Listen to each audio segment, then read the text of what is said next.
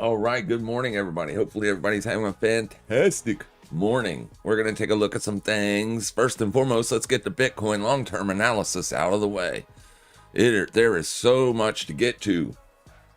Bitcoin is bearish, and Bitcoin looks like it wants to go and make a fresh low, a fresh yearly low. And that's your long-term analysis. No, I'm kidding. It is looking pretty bad out there, guys. It's pretty weak out there. Sentiment is definitely as low as I've seen it. Well, since the last bear market, anyways. Back in 2022, a lot of people have forgotten about that, but it was a bearish year. Excuse me. Anyways, we're testing daily and 4-hour support right now. It is also your 2021 high. That's basically what Bitcoin is trading into today. You had a very near-term uptrend right here that you broke down through on Sunday at the open. So when you had your day open, Sunday, 7 o'clock p.m. Eastern Standard Time, we saw a little bit of volatility. Bitcoin put in a nice move lower, breaking below the trend line and breaking below Thursday, February the 12th low. So, yeah. And it basically traded up into that trend line resistance yesterday, where we spotted that there was a large buildup of volume happening. So we pretty much kind of figured that it was going to roll over, or at least chop around, right? If it broke out above this, then we were going to be looking for a potential weak open retest, but it didn't do that. It rolled over, and here we go. So yeah, as far as buying Bitcoin right here, Bitcoin is for a long-term accumulation in a perfect area to be a buyer. It's massively oversold on the weekly, daily, all that stuff. You're probably still, let's see if you're still putting in daily divergence. Yeah, you still have, well, you haven't made a fresh low yet. And you haven't made a fresh close yet. So you don't have divergence just yet. And obviously you still don't have divergence on the weekly just yet. But Bitcoin is definitely oversold. And it has been for a minute now. So yeah, these are the areas that you want to buy, or at least accumulate for long-term holds. If you're a trader, if you're just looking for, a couple weeks or whatever, then right now things look bad out there. It looks weak. It can't get really anything going to the upside. In fact, if we close this indicator here and only focus on the deltas, since we put in the capitulation style move over here, you've had very, very light volumes. Notice how heavy the volumes were as price was collapsing.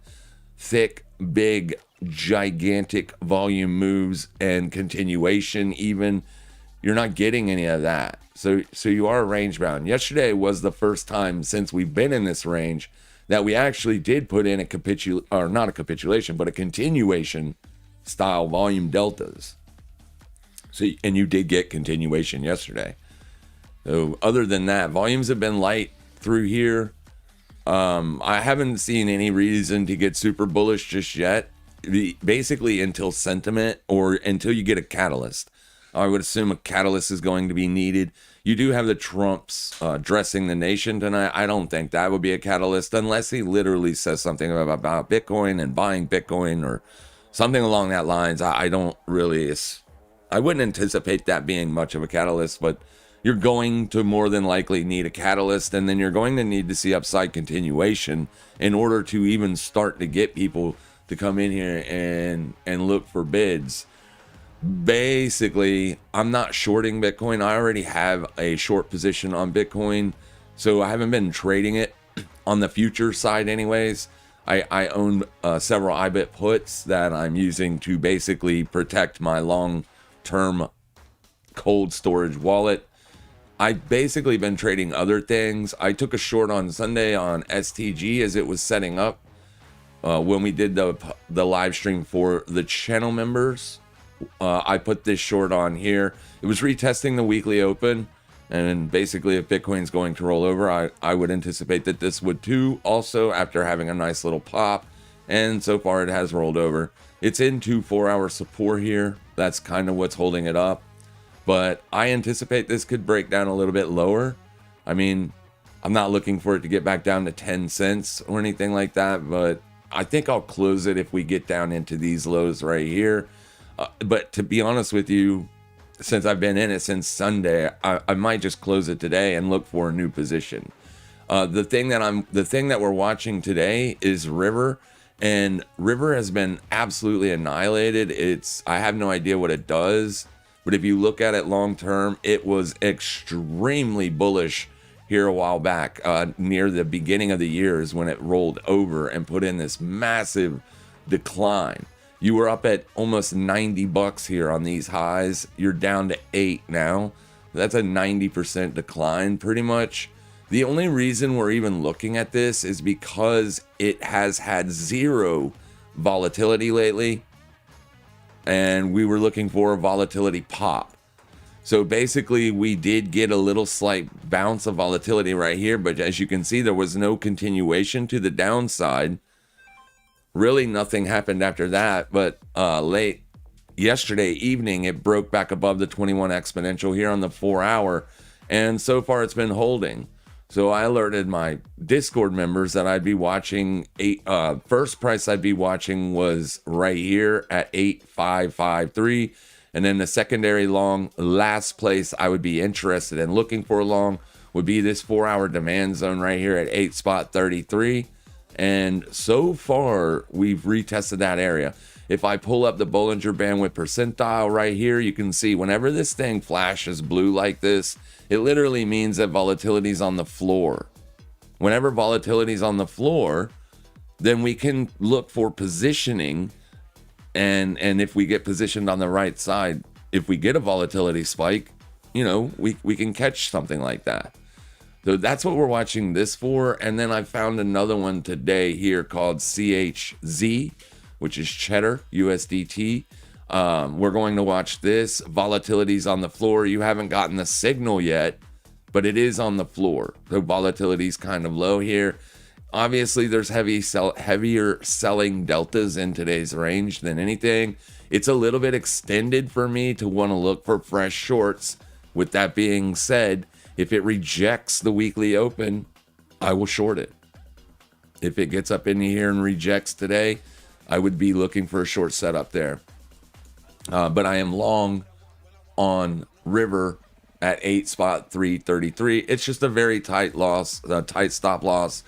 Just looking for a potential spike in volatility. And since it refused to go to the downside, we're looking for that to play out to the upside. So here you can see, this is when I would have anticipated it breaking down if the volatility was going to raise as price was going lower. Pretty much what we've seen happen across the board. If we pull up Bitcoin right here, you can see how volatility was coming off the highs, coming low. It didn't get in here to signal anything, but it was trading sideways. You can see how volatility is popping here, but price is going lower. We're looking for something like that, only on River. And since it refused to go lower, we're looking for it to pop to the upside. This is a fast mover, and it can get very fast. So be careful if you're trading this. You can get absolutely wrecked by trading this. Just to right here is a 15% move. So yeah, it's moving a lot more than it looks like it is moving, especially if you apply leverage. If you apply leverage, it could be a big mover. So just keep that in mind. Other things that we're looking at, Nvidia here. It looks like Nvidia is trying to break out above the year high, the 2026 yearly high, which is right there. We basically put in a lower move here, but this ended up being a higher low, and it rejected the yearly open and then broke out above the yearly open yesterday. The S&P was slightly bearish yesterday, so we kind of wanted to see what Nvidia does here at the yearly open. You did get a little bit of a downside selling pressure this morning.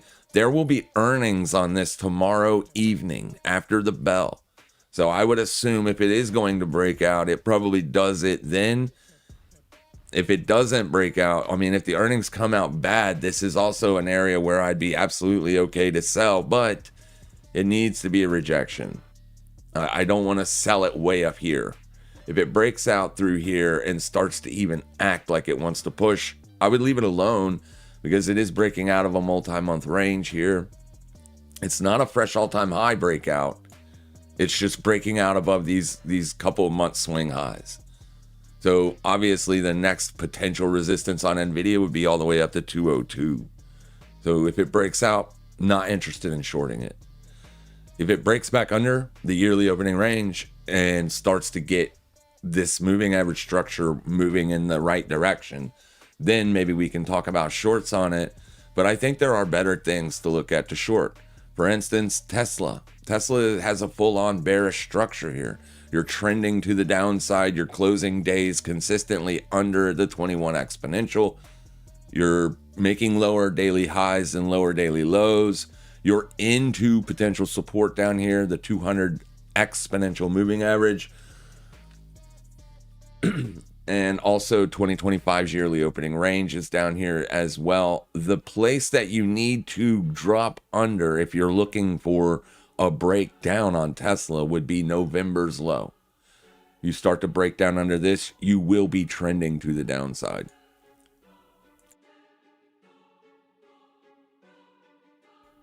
All right, so this is what I'm looking at right here.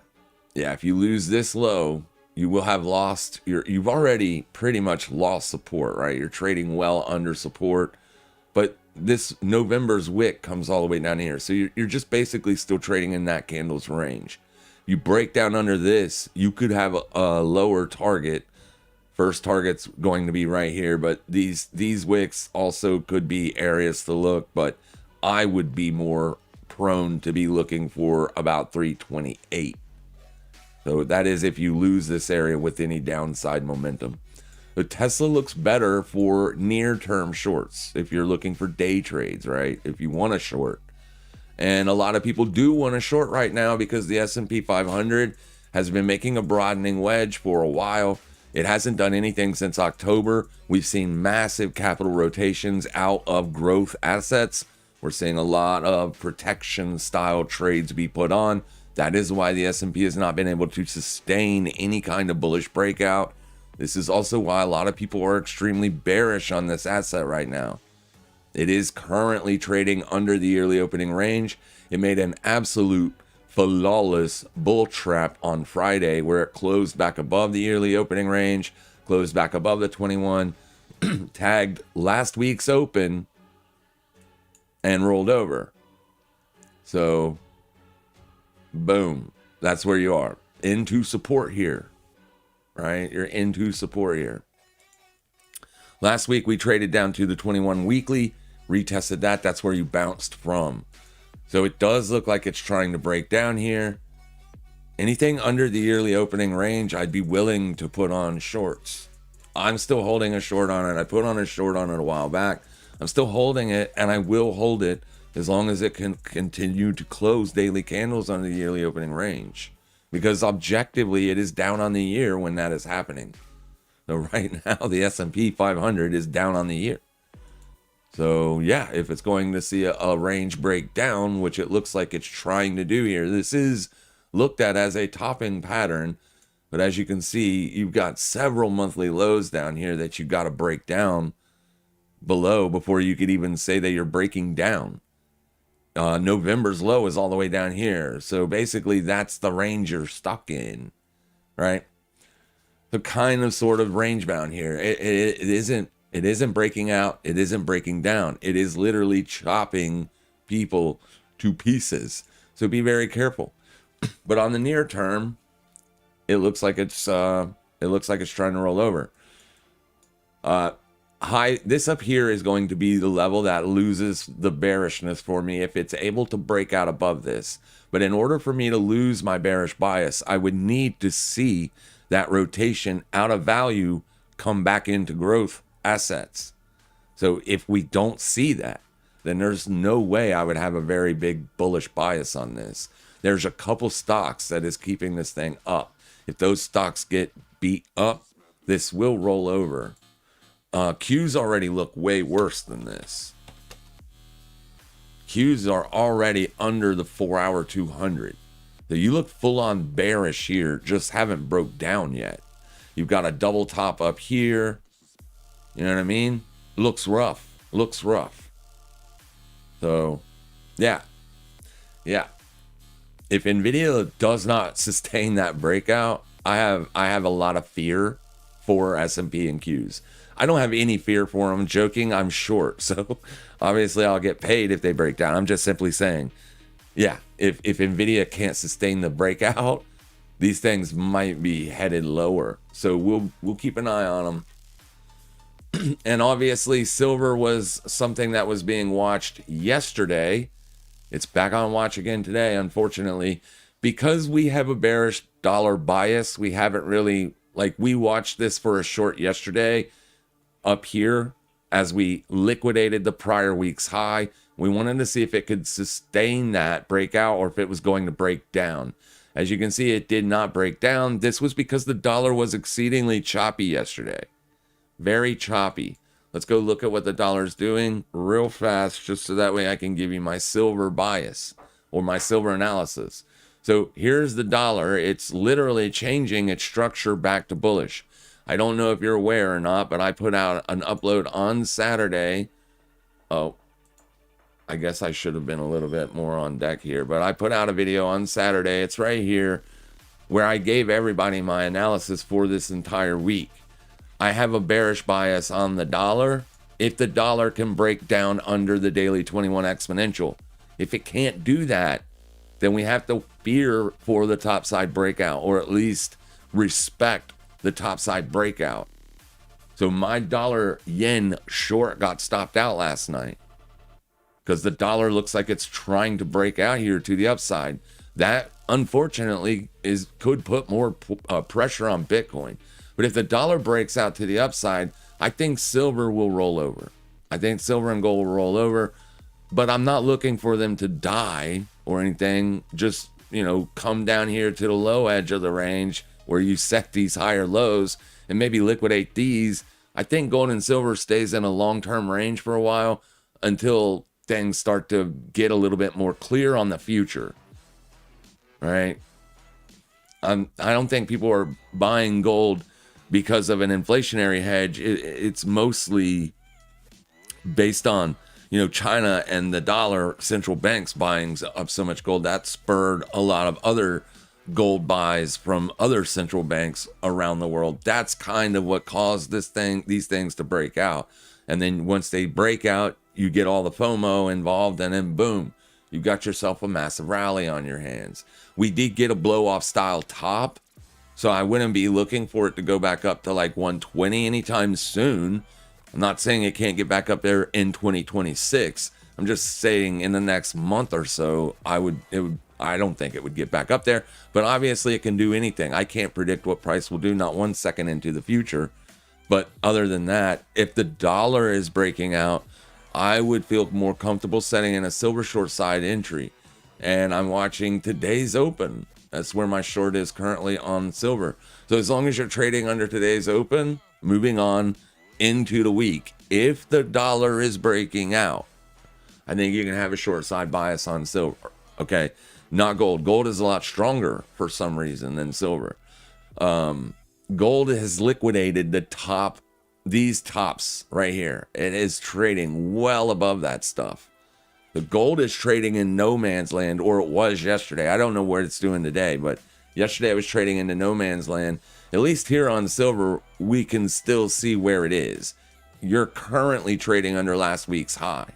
So if this is a failed breakout, I want to be short. I want to be looking for a daily 21 exponential retest, but obviously that level is going to have to come up a little bit. So right there is what you would be looking for to happen. That would be like my first real take profit target. Primary take profit target would be down here. That would give you a gap fill on silver and yeah, all that stuff. February is open. It's just under price down here. But if you lose this, if you start closing daily candles under this, then I would have a longer term target, excuse me, a longer term target of a yearly open retest. So short silver today, be potentially shorting CHZ if it can give us a short entry. Long river, right? and that's it. I'm still short STG, but this is not a fresh short side entry. So I wouldn't be looking for fresh shorts on this right here at support, is what I'm saying. But other than that, Fartcoin broke down yesterday. If we go look at Fartcoin, it's been getting annihilated. So I was short Fartcoin all week last week up here. I actually closed that trade out on Friday because I had been in the trade for the entire week, and Fartcoin never got more than 8% down. Fartcoin can move 5 to 10% in the span of one day. So the fact that I sat in it for 5 days and it didn't go anywhere, I didn't want to stay in it. So I got out of it. And then it broke down on Sunday. So yeah, that sucked. But I mean, I caught STG, so it is what it is. But yeah, Fartcoin looks absolutely terrible here. Fartcoin has no use case, it's just a meme token that a lot of traders trade because it has good liquidity, good intraday moves and stuff like that. So it's mostly used as a trading vehicle, and I use it as a sentiment gauge. So the fact that Bitcoin was acting like it was trying to hold support yesterday, because Fartcoin was literally showing us that it was potentially going lower, that gave us more of a short side bias on Bitcoin yesterday. All right. And you got the dollar breaking out currently today, or at least trying to break out currently today. So that could put more pressure under Bitcoin, unfortunately. And then lastly, let me refresh this so that way you can see it's just basically market sentiment. On-chain mine put it together. It's a really good tool. It's free. It's right here. It gives you basically the crypto fear and greed, capital flows, new investor profitability, and recent spending. All four of these metrics are exceedingly bearish, or at least sentiment is terrible, right? Last week you printed an 11, you're back down to 8. We hit a 6 when Bitcoin put the lows in. This is crypto fear and greed has been like this for a long time. It feels like a bounce would be coming, but unfortunately, price is not telling us that a bounce is coming. We haven't seen the bounce. We haven't seen an influx in volume or anything that would even remotely suggest that a bounce is coming. But yeah, as far as where Fartcoin is on the long term, we've been shorting Fartcoin since July. It's been closing red monthly candles since July. So, I mean, it's been getting beat up, right? Like, I wouldn't be anticipating a lot more downside out of this, but I mean, who's to say what it does? It just seems like, yeah, some of these things are ready to bounce. Well, we'll see. The bell is coming in about 15 minutes. It looks like I don't understand. Yeah, I'm not going to click on that. I don't know what that is. But anyways, thanks anyway. Yeah, I don't need levels today, Brian. I got them. Thank you. I got all the levels, bro. I appreciate it, though. Yeah, the only level you need to worry about, especially if it's on the S&P 500, is the yearly open and last week's open. If you're trading under that and the dollar's breaking out, there's a potential for more downside. You are into support, though. And I think whatever NVIDIA does here in the next couple of days is going to be, yeah, that'll be a good sentiment gauge to look for positions on the S&P. NVIDIA is the biggest company in the S&P right now, or at least one of the top 3. Apple and then Microsoft has been getting killed. Apple hasn't been getting killed, but it doesn't look great. Nothing really looks good, right? I'll pull up real fast. Apple got beat up a little bit last week. It's up slightly today, but yeah, it got beat up last week. And then longer term, it doesn't look too bad. But I mean, you're trading above this swing right here, so it does feel like it might want a retest of the yearly open. So that's where I'd be watching on Apple too. Yeah, a lot of things are positioned like this because of how the year closed. Everything was up on the highs. So the yearly open for 2026 on all assets is up on highs, except for Amazon, which it got annihilated. So Amazon does look like it has put in a slight little low here. And then Netflix, I don't know if you're aware of Netflix, but it's also massively oversold on the weekly time frame and has been for a little while now. So yeah, you're down into 25 here. And actually, since you've made a lower low on Netflix, depending on where it closes this week will be instrumental, because if it closes under this, you will have bearish or bullish divergence on the RSI on the weekly time frame. I don't know if it's going to be enough to save Netflix, but people do look for bullish divergences to start taking long entries on assets they love. Netflix makes money. It's getting beat up right now because sentiment is terrible out there. So we'll see what happens here. Bitcoin's still looking like that. STG still looking like that. Silver still holding here. Got a nice little move 30 minutes ago. Yeah, I think silver will probably roll over today if the dollar breaks out. River still holding demand here. Be nice if we could get a big pop on this. It can pop big. It can pop big. I don't know if it's being manipulated or what it is, what it does. I don't know. I don't care. I'm only trading this based on technicals. And the technicals say that it looks like right now it wants to go higher. So I'm more than okay with being long right here. My stop loss will be simple. If it puts in a lower low, I'll be out of it. I'll be out of it. And dollar is currently, or at least on USD CAD, we're currently trying to break out right here, right now. So yearly opening range. This was resistance last week for USD CAD. So we'll see what happens. And as you can see over here, my USD JPY short stopped out. Also, potentially big resistance here. If it fails to get above, I might put another short on it. But it probably won't be today, because today it looks very bullish. Maybe it's tomorrow. I don't know. Yeah, I don't know. The dollar, for whatever reason, is refusing to go lower.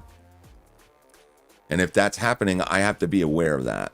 There's a reason, right? There is a reason why it isn't going lower, because people are buying it. Everybody thinks the dollar it should be going lower. Most people have a bearish bias on the dollar, but for whatever reason, it's literally refusing to break down out of this range. And it's a long-term monthly support that is holding it up. And then you have a long-term trend line that is also down here that goes all the way back to 2011. Those are the reasons why the dollar is not breaking out here. There's that monthly support. It held. So yeah, this was crucial for the breakdown on the dollar. If we would lose this area, I think the dollar would probably put in a trending move. But now that it's doing it to the upside, it does feel like we might be coming up to the 200 again. That's August's highs. If you break out of August's highs, that's where the breakout of this long-term range would be. August's high right here. So you're still a long ways from actually breaking out of this long-term range. But for whatever reason, the sellers just eased up at monthly support. They don't want nothing to do with it. So maybe they want to sell it again up here. We'll see. We'll see. But while it's doing this, dollar short trades aren't going to work, unfortunately. Yeah. I'd rather position on like silver shorts or something. Yeah, that's what we're working with. I don't know if you guys know, but there was some Donut Labs put out a battery yesterday. I kind of thought that might cause a little bit of a trade, but it didn't. So apparently market participants aren't really liking that, the way that they are going about supposedly having some new battery tech that could change the world. Didn't really change the world yesterday, but it was a win for them. They did prove that it can hold a fast charge. We'll see what they do coming in the weeks to come. They're releasing like a test once a week, I guess, or some stupid. It's ridiculous. If you've got good battery tech, release it. Release it to the world. All right, so yeah. I mean, Bitcoin's trading on the low of day. It's already made a fresh daily low before the bell. I generally don't like that. I like coming into the bell in a range, like what CHZ was doing. I didn't put on a short here. I needed it to at least get up above that prior 4-hour swing high. It has been massively sold off. And I'm not going to jump in if it breaks down. I need to get in up here or up here or up here. I need to be able to mitigate my losses. And I can't do that just in the middle of the range here. And that. So here are the positions that I currently have open. Right there is the river long, as you can see. And then down here is the STG short. I am probably going to close this today, and then there's the silver trade, and it looks like this. So if silver bounces back up into that area up there, 4-hour resistance, you could potentially look for entries. But like I said, it's structured bullish here, right? It's not bearish. You're above the 50 on the 4-hour RSI. You're above the 200. You're above the 21. But this thing could find support here and go if the dollar fails its breakout today. So if the dollar starts to roll over, like if this starts to fail or something and comes back down, silver will break out. All right. So if you are looking for silver trades, pay attention to what the dollar's doing. But anyway, that's where I'm looking for the short. I took a short on it yesterday. It didn't work. I lost a total of $17 for that trade. So, yeah. If it can break down back under the 200, that would be good. As all of this price action that we've been doing up here this week so far would look like a trap, right? But it has to break down. It has to come down into here. If it could get back down into this, I would keep that short open. At least until it gets down to the daily 21, which is probably in this area. But yeah, that's what we're doing today. It's hard to take shorts on Bitcoin and Farcoin and everything. That's already been annihilated. That's why I only literally have like one good short setup that I'm keeping my eye on today for in crypto. When they get this badly beat up, you can get a huge bullish pop just from shorts covering. You don't really need a lot of buying pressure to get big rips against you. And that's what we're trying to basically keep our accounts from, getting too beat up because of something like that. So everything is weak, and the shorts have been getting paid since November, or at least shorts in Bitcoin have been getting paid since November. So it makes sense to look for trades in that direction, up at swing highs, though, not at swing lows.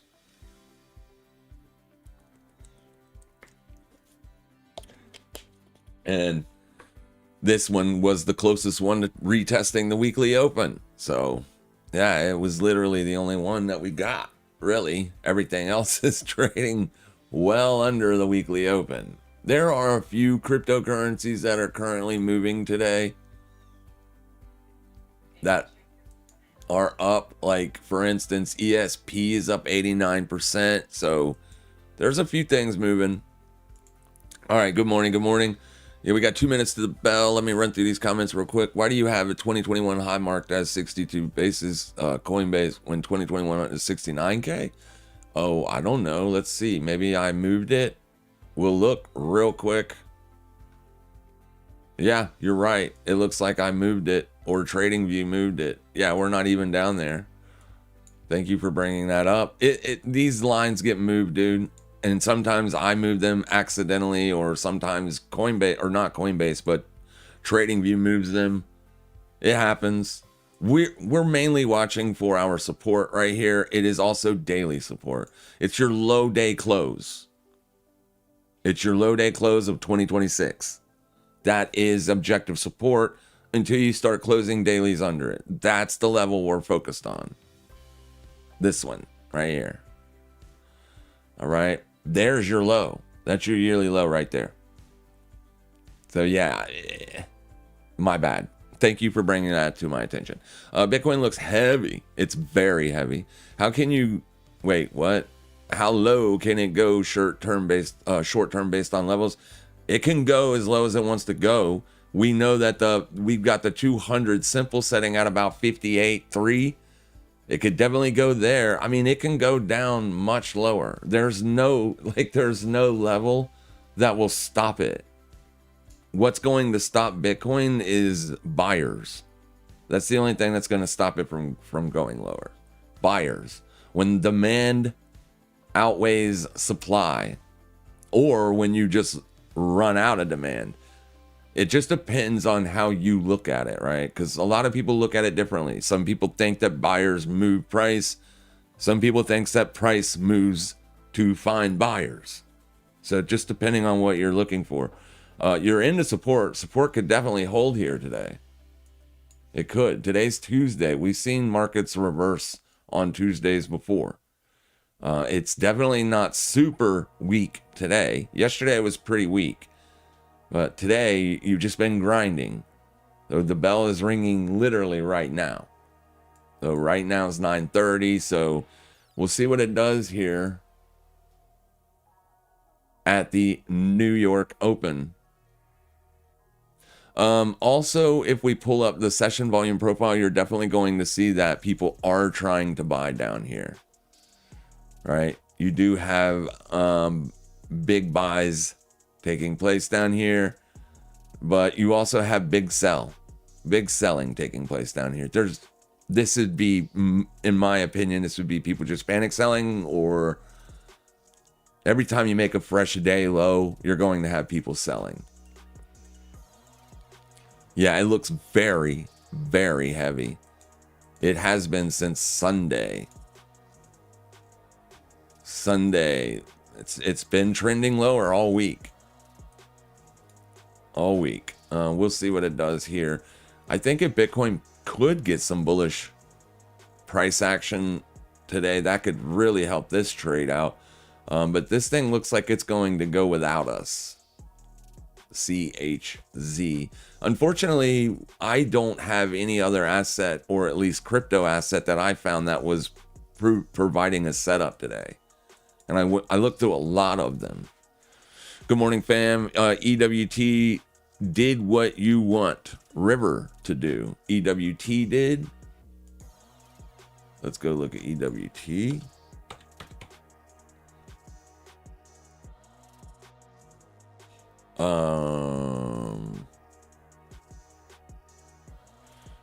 I don't know if you're talking about this or crypto. Yeah, it's breaking out. It's currently breaking out. That's all-time highs for it.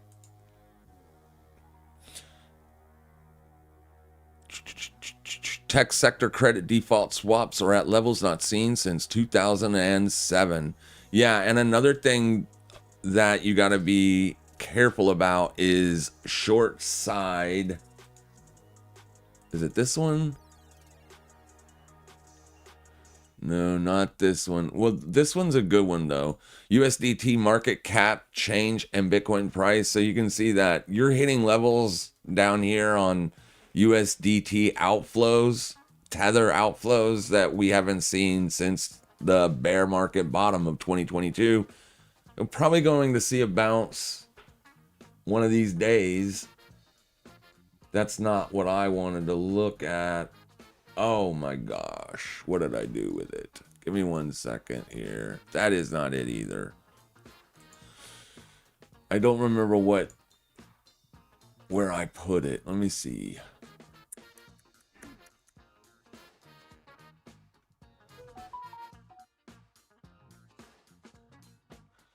That's that.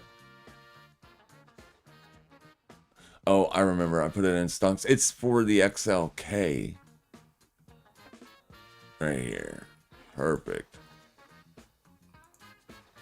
Right here. You see this short interest in the tech sector here? It's huge. It's huge. So as long as the tech sector looks weak, I would be more prone to looking for shorts. But my concern is if it gets any kind of upside spike at all, you could see it start squeezing shorts. And you're on the lows though, right? At least you're on the lows. So but the shorts are going to start getting stopped out just as soon as you start getting up into these prices. And that could cause a pretty sizable rip. I think obviously Nvidia's earnings are going to be super important tomorrow. But yeah. So Tesla popping a little bit. STG looking good. What is the SPX doing this morning? So it's rolling over. Well, at least it's taking out a few 4-hour swing lows. Yesterday liquidated Friday's low. So the next area of liquidation other than yesterday's low, which you're doing right now, would be Tuesday, February the 17th low. So if you can't, like today on the on the SPOOs, if you have a difficulty trading under yesterday's low, a bounce could be coming. We'll see what it does here. A big sizable breakdown. I would target this area down here. But I would assume people are probably going to be looking to be a buyer on the S&P today if it fails to trade under here. That's going to be a very important level to watch. And in order for River to have a big move, we're going to need to see a surge in volume. Deltas are weak today. Deltas are they're weaker than they are positive, which could indicate that this thing has got some selling pressure in it. So if we could get the bulls to just pop in real quick and then pop out, might be good enough to get this thing moving. But you're going to need an influx in volume. You aren't really getting that. Aren't really seeing heavy volumes today. So this thing could trade sideways and stay range bound. Just because it's lacking volatility right now doesn't mean it will break out today. Okay? But if volume does start to show up and price kind of confirms that directionally by moving harder to the upside, it's definitely a scalpable move looking for volatility to expand. But volume is super light on it. So if volume doesn't show up, don't get chopped up in this, please. I took it for a specific action. I wanted to see something specific happen after it. Not really seeing that. Not really seeing that. But if volume shows up, maybe it goes. Structure looks okay for upside pop, right? And like I said, your deltas are more negative today. So you could squeeze some shorts here if it does start to move to the upside. Things are lined up pretty good for that to happen. And that's why I have a very near-term long position open on it. And then silver is pulling back up to here. Let's see where it goes. I want to keep my eyes on the dollar, not this. I want to actually have the DXY pulled up.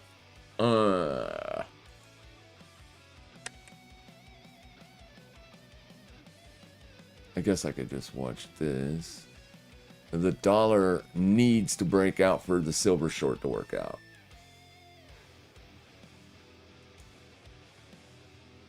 That is my opinion, obviously. Silver could just break down because of sellers. You don't need a dollar breakout for that to happen. But if the dollar rolls over, it's going to put pressure on short sellers. because here are all the short sellers. We're not even, okay, yeah, oh, and a good. So you can see how heavily your POC is all the way up here. It was a lot of buying pressure, more buying pressure than selling pressure up here. So I don't want to see silver even get back up there. I would love it if silver could just roll over from where it is here. Would be like perfect, but we'll see. We'll see what happens. Yeah, yesterday it was a pretty mixed day, but ultimately it did find support and rally. Wasn't a huge rally, but it was a rally nonetheless. Very much bullish, no matter how you look at it. It doesn't matter what time frame you look at, this thing is bullish. It's bearish today. You've already taken out yesterday's low also. So that kind of sucks because you've already taken the low out. You did it early this morning.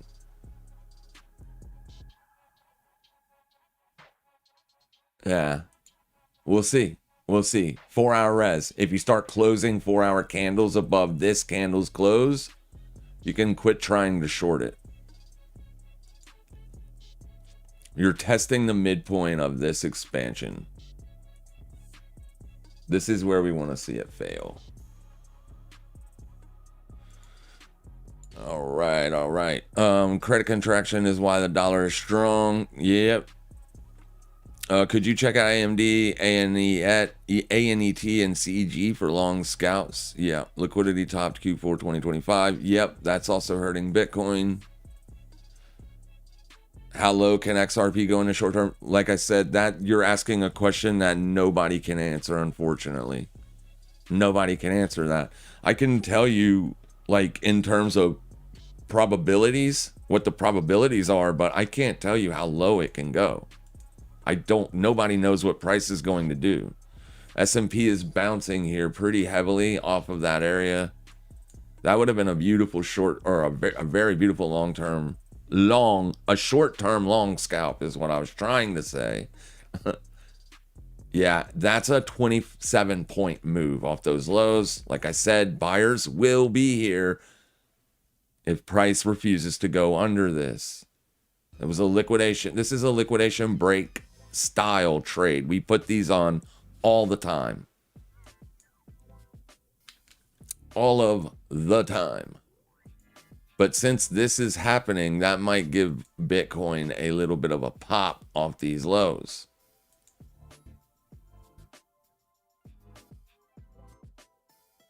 Was there a big CME gap? Probably not, right? Because that happened on the open. CMEs were probably already open at that point.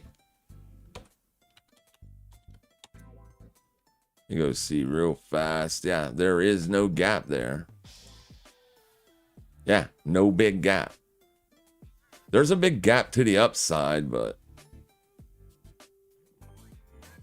yeah, you're at daily support down here. Big gap here. And the only other two downside gaps are little ones, but there are a couple still on that. This is the wrong chart to pull up those gaps. The near-term gap is to the upside. Now that you've gotten the sellers really bearish, it just seems like sooner or later the bullish pop will happen. So if STG refuses to roll over here, I'm going to exit this trade and take all of my money. Right now it's up $600. Last week wasn't a very good week. Last week was very choppy, range-bound price action. I had a red week last week. First red week in a long time. I did a little bit of overtrading last week.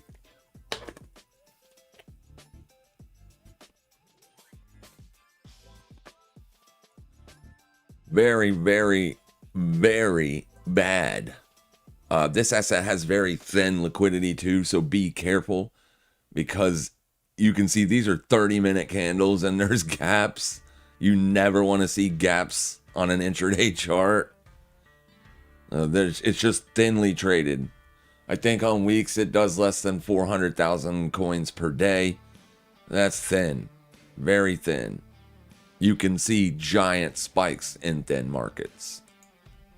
Okay, so do I want to short CHZ if Bitcoin is moving to the upside? Not really. Not really. However, the deltas are very negative here. So if it can refuse to go higher than the weekly open and then show me weakness, I would take the short. But I don't think it would get up there. Or I wouldn't really want to see it get up there, if that makes sense. I would want to see the sellers show up pretty low at maybe, if not this 4-hour swing low right here. This is your day high, your current day high on CHZ. So I would want to see it liquidate that level and stop going higher. If that could happen, I would short it. That's why I have the alerts out here, so that way we can take the trade together. Or I can take the trade and you can watch me, right?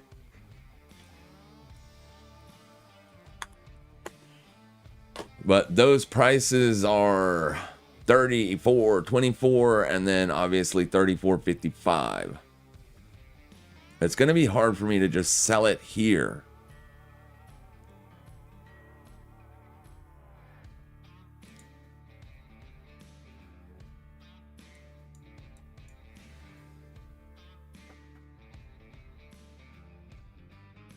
Yeah, at least it looks like it has better liquidity than STG.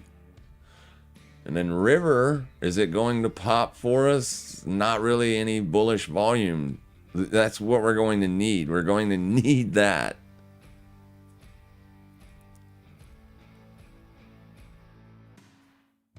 If you don't see any more volume, I mean, we got pretty nice volumes earlier in the session.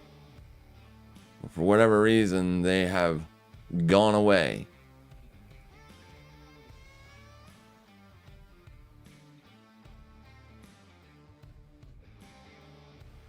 Yeah. AMD real fast, since we're kind of waiting here for CHZ to do something. AMD had news or something. It wasn't earnings. It's just at the bottom of the range. I guess buyers showed up here, right? This is where you got to break down before you can say you've lost the range. As long as you're trading above 194.28, it is still potentially bullish. Yeah, it looks like they just bought it up yesterday. And then pre-market, you got this spike. I don't know if it was news or not. We can look really quick.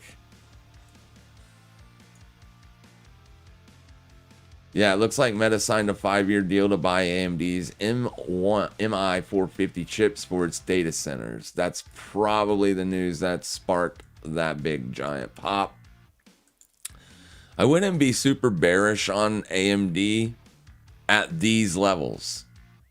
At these levels, 2024 and 2025's yearly opens are all the way down there, but right here is your 2026 yearly open. So as long as you're under this,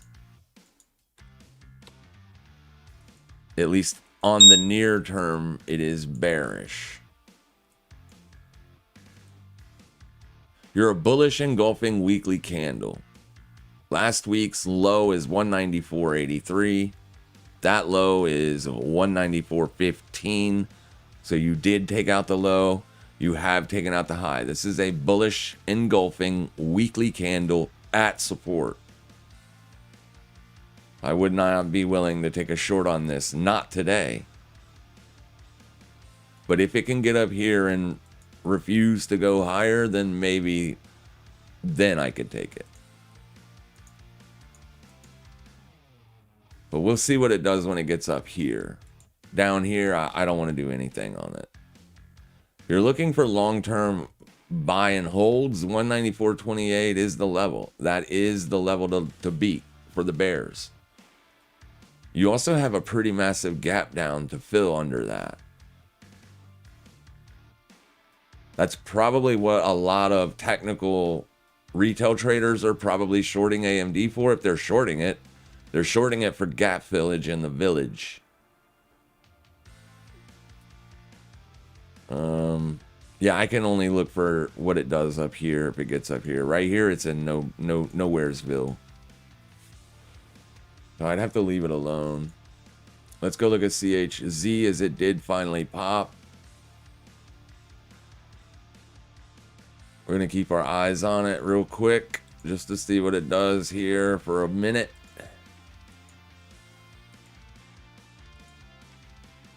Ugh, no liquidity on this thing. It's on BitGet. Let me see if I can find it on Binance. It probably looks better. It does. Awesome. Still looks the same, so I'm okay with that.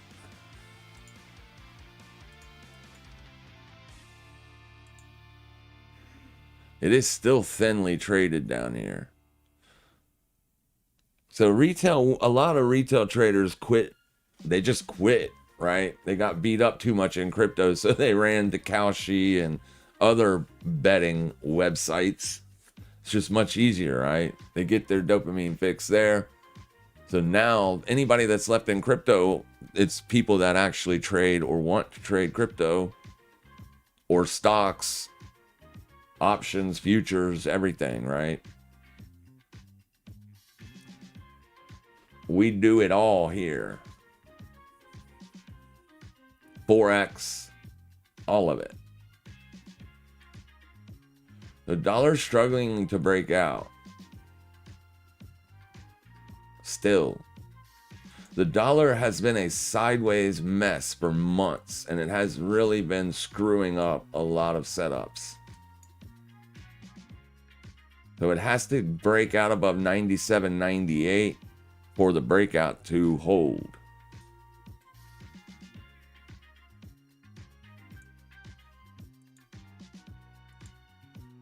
NVIDIA is trying to hold support. NVIDIA looks more like a buy when structured like this. But I can't because there's earnings on it tomorrow. I will trade NVIDIA tomorrow evening because I have futures. I have the ability to trade futures on NVIDIA. So I'll just wait for NVIDIA to spike during the earnings tomorrow, and then I'll look for setups then. But it'll be very easy, right? Because right here's your yearly high. If you just wick up above it barely and then drop during the earnings announcement, that might be a good place to set a short. If it gaps up massively above the level, then you don't want to be short. You do not want to be short. You're going to get stopped out. Yeah, STG is failing to break down here, so I'm probably just going to close this, take my money and run. I'm going to see what it does to the prior 4-hour swing high. And we want to see if CHZ can be rejected here. Let's see if anybody's even putting on volume. If they're not, then there might be no reason, and they're not. Not yet. See, let me show you this on Bitcoin real quick. So this isn't the... Is this Coinbase? Is that what I was looking at yesterday?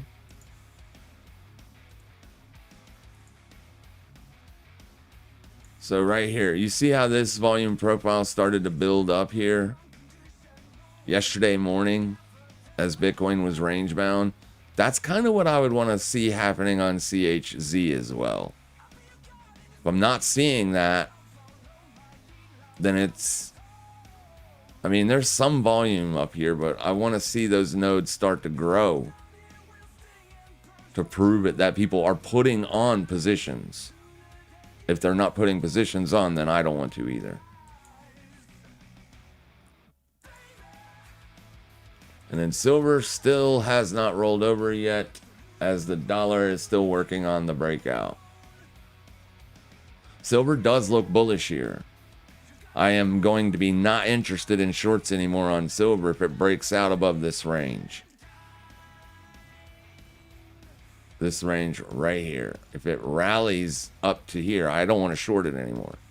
Because this is the level it's going to, right? That's your last swing high. See this? It's a weekly swing high. So it's definitely liquidatable.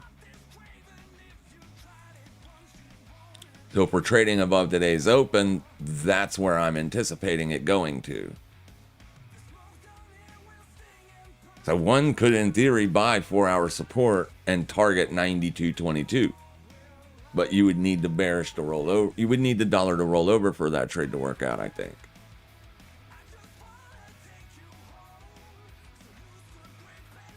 And right now, that is not what the dollar is doing.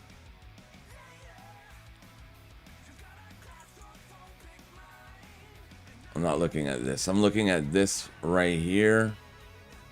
When price does the opposite of deltas, it's kind of concerning.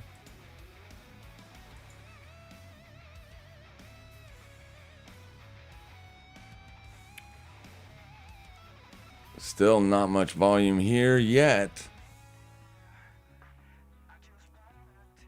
Yeah, there's nothing there.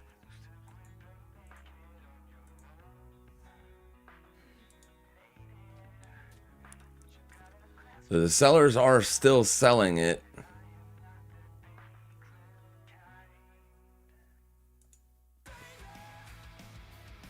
We'll see if the sellers sell Bitcoin after this spike.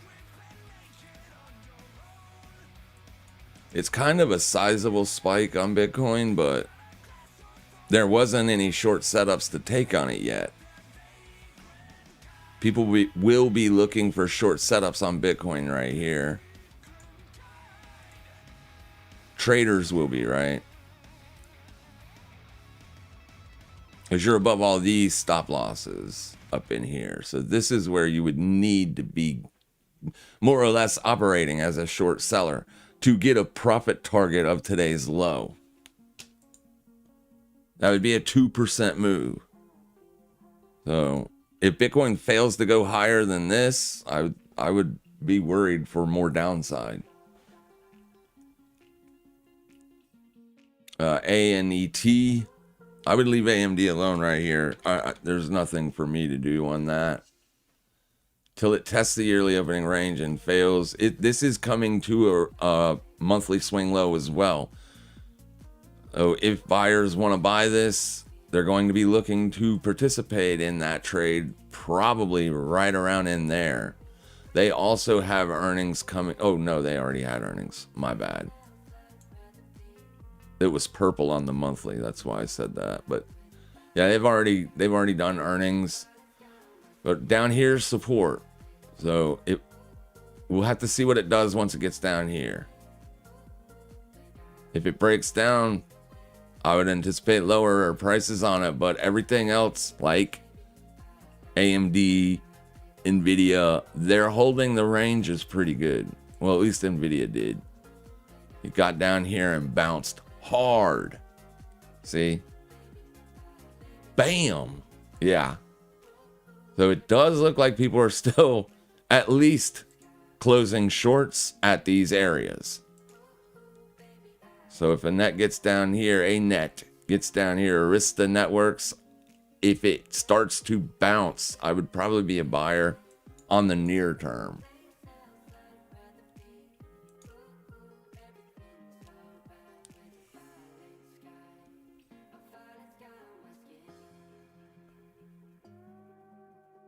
On the near term. I don't even know if this has got enough percentage in it even. Yeah, it's 2% to the lows.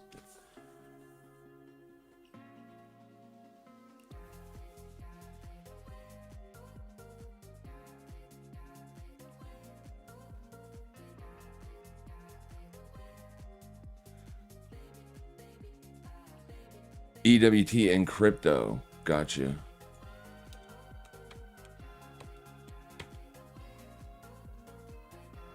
Let me just see if it's Be sure to pull up here. Energy web token. Yep, it did. Same thing. Very, very low volume, and then it popped. I mean, no volatility at all, and then some volume showed up, and then you got that pop. Yeah, same thing. Pretty much. That's what we're looking for.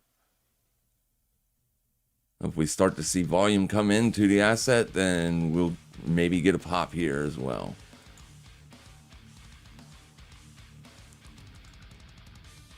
I think most of the short side trades have already paid out quite good in crypto.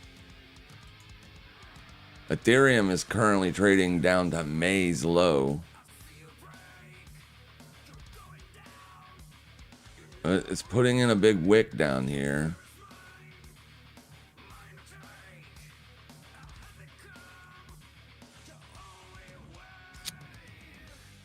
I'd say 1862 is where sellers will show back up again. They might show up here. We'll see. That would be aggressive selling pressure if they did.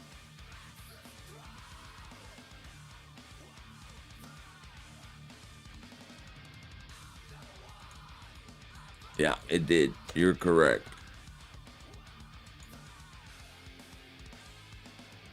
Oh, S&P 500 almost retesting the yearly opening range. I don't have this week's expected targets on there.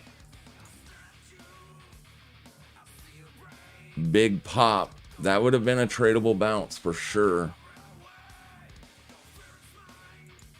The VIX is still up on the day.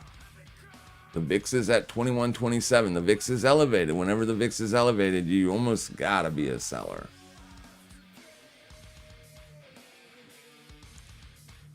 We tried to short right in here on a scalp the other day. It did not work. You're pretty much unchanged on the week from last week.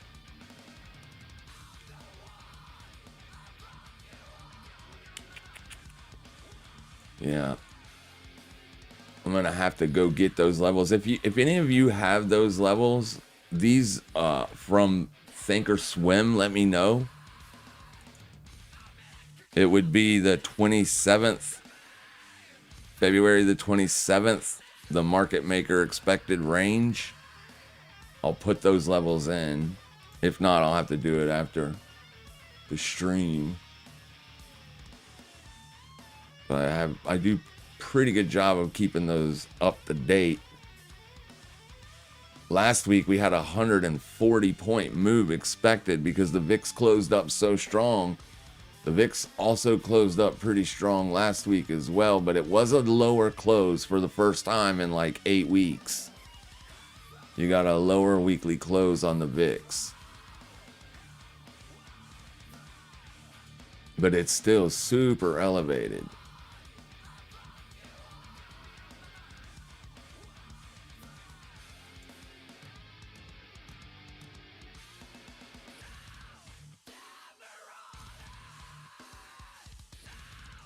Is anybody looking to put on a silver short here? There's no like objective level to short it off of, but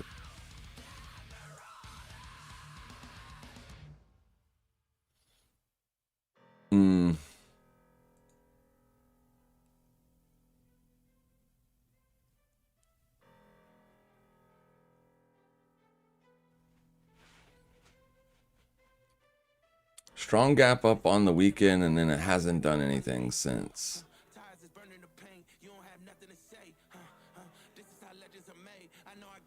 Kind of weird.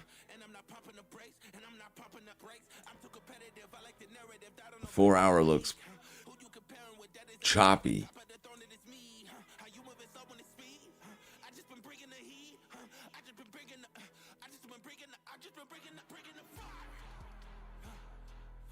Now 83.43 is the primary target for the downside positioning. River is failing to break out.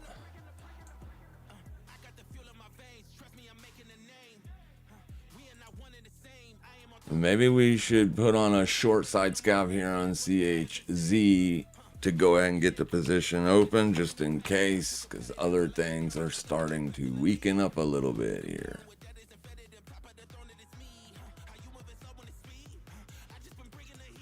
Not the best setup.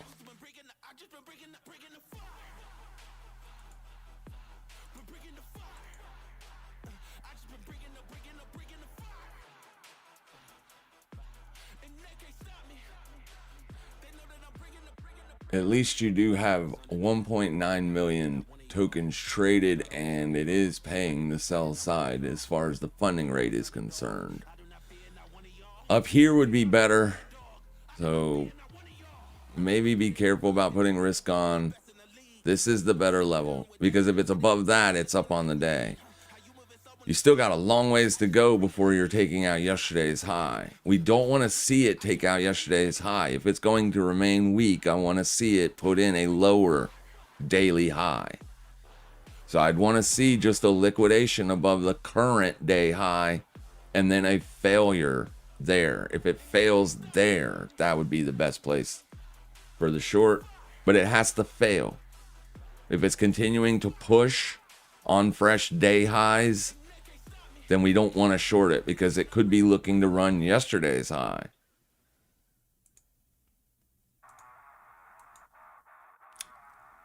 But it is kind of struggling here. The 9:30 bell's already happened. I mean, we're 35 minutes into the open, and it still isn't going up yet. So it may not. This is one of those scenarios, right? You would just put on a little bit of risk here, eat a small loss if it goes on up to here, and then try it again only if it fails. That keeps your losses small. The dollar is still failing to break out. So that kind of makes me nervous looking for shorts. Because if the dollar rolls over, that could also help Bitcoin rally.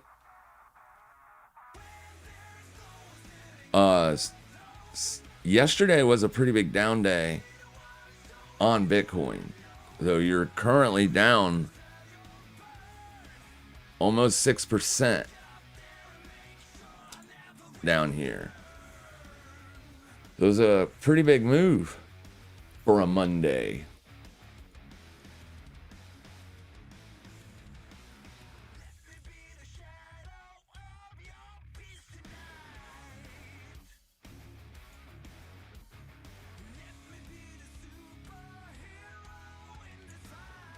This is like the breakdown point for the DXY. It's failing to break out. If it starts to roll back over, silver will break out. Probably, right? They both look almost the same. So both of them are poised for a breakout. Whichever one doesn't, the other one will, is kind of what I'm looking at.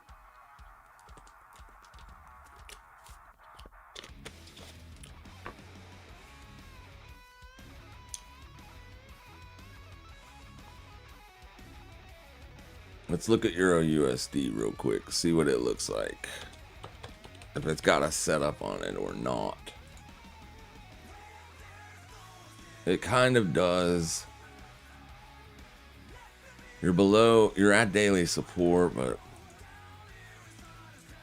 you're below yesterday's low. So that's not great.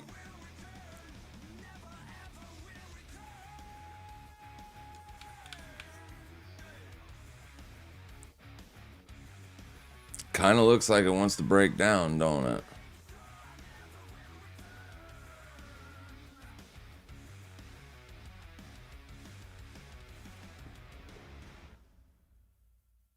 Oh, it bounced off the yearly opening range. Let's look at pound.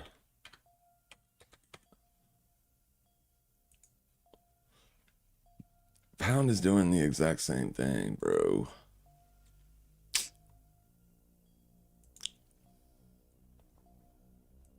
Pound looks better for a long than Euro does. Yeah, I think if you wanted to play dollar directly, pound looks a little bit better than the euro does for the long, as it is kind of making those higher lows, but that just started happening, right?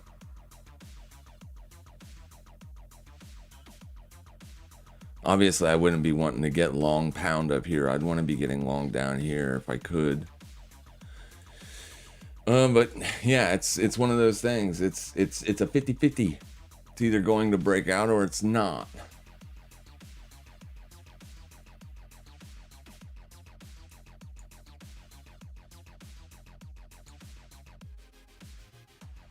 This is that? No, it's not quite. My entry's there. Got it.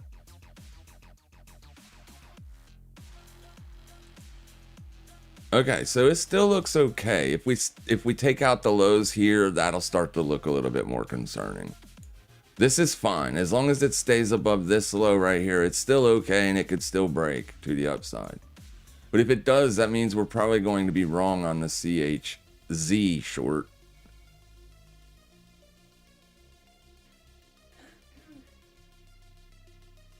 There's not heavy sell pressure in it. It's neutral. Today's like neutral. Yesterday you seen heavy selling pressure or heavier than what you have down here. And it's still rallied hard.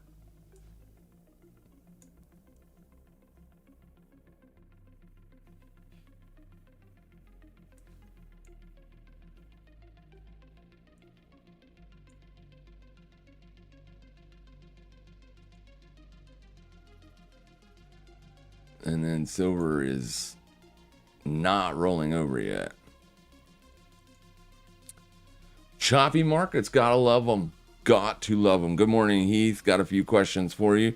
Fire away.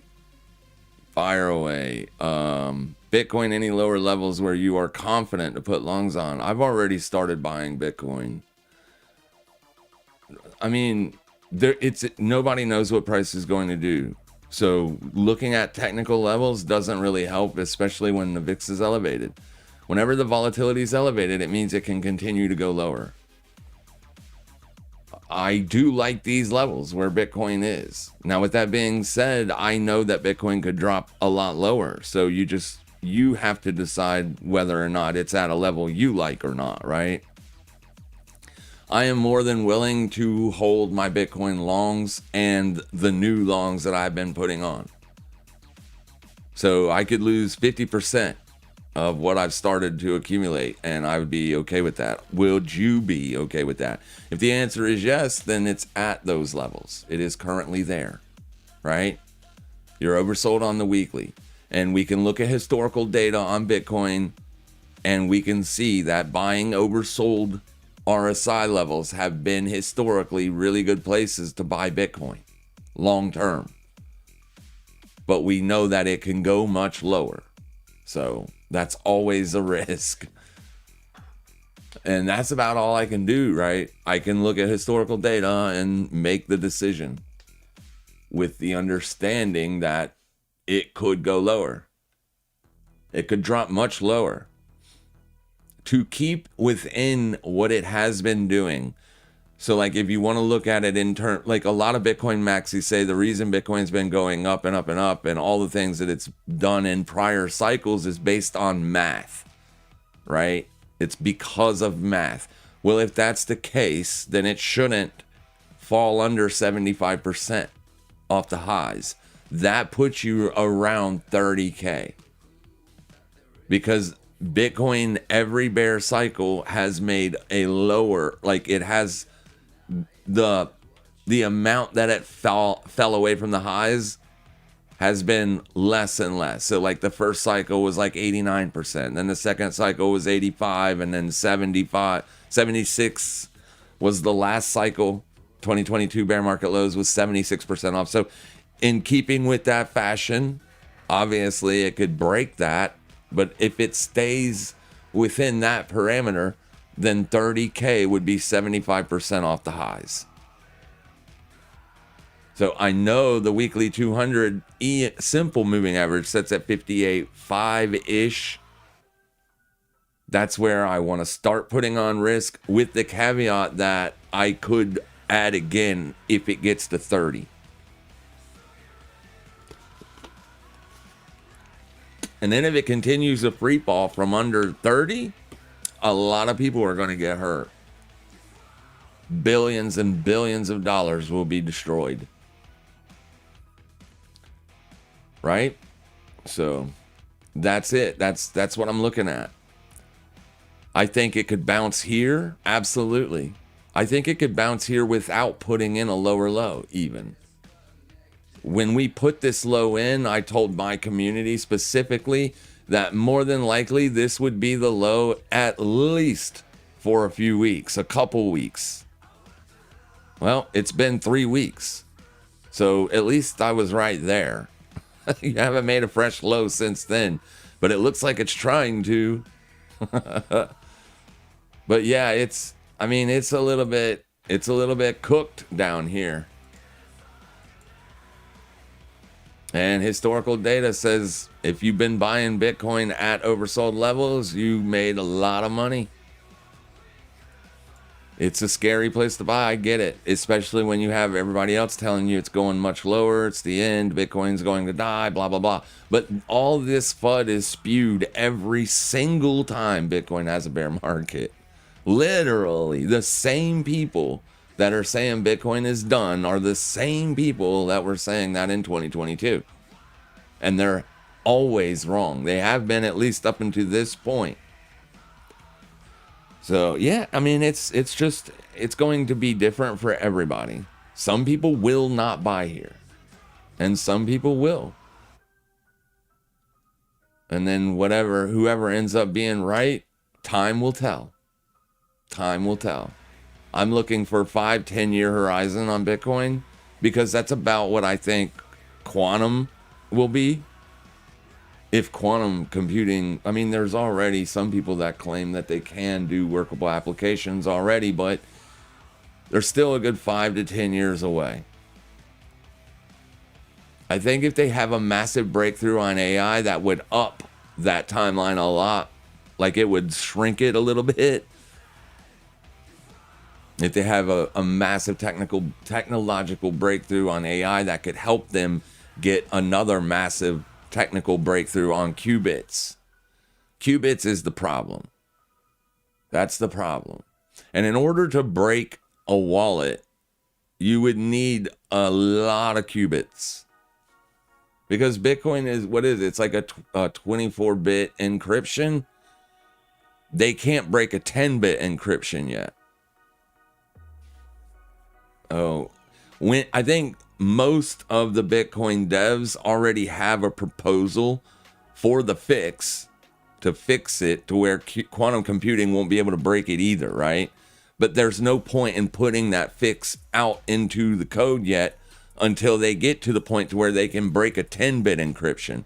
So the 10-bit encryption breakage will be the time when the devs say, all right, it's time for us to move on and go ahead and work on that fix.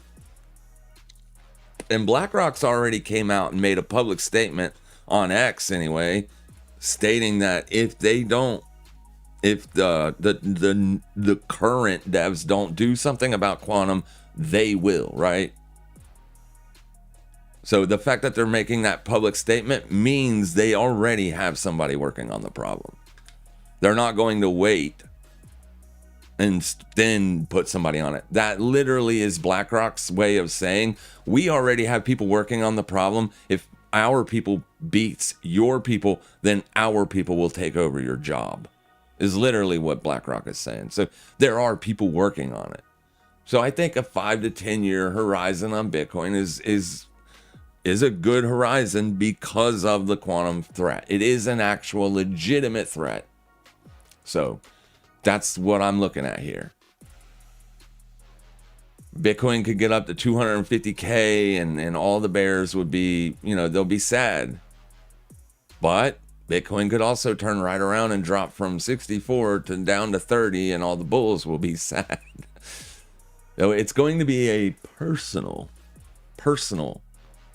thing for each and every person. There is no technical level that anybody on the planet can tell you this is where you should buy because it's going to go up from here. That is impossible. Even if I had a quantum computer, I still could not do that. That is something that is impossible to get. It's literally just it's the future. Nobody can see into it. So yeah, you have to make the decision for yourself. Other than that, I'm only looking at that level, those two levels, really and truly, for me, myself, and I, is one, the weekly 200, and then the 75% off of the all-time high, which would be about 30K. And we can look at that together here because it fell 76% last time. So 75% puts you roughly at about 30K. That means Bitcoin has to not go lower than 75% though, unfortunately. And no one knows where the lows will be, especially if it starts to liquidate big people, which it probably won't, but we'll see. Yeah, Bitcoin is still looking like it wants to go up a little bit higher. Today's midpoint is roughly about where it is right now, 63.8. I'd say some sellers will be willing to put risk on in this area.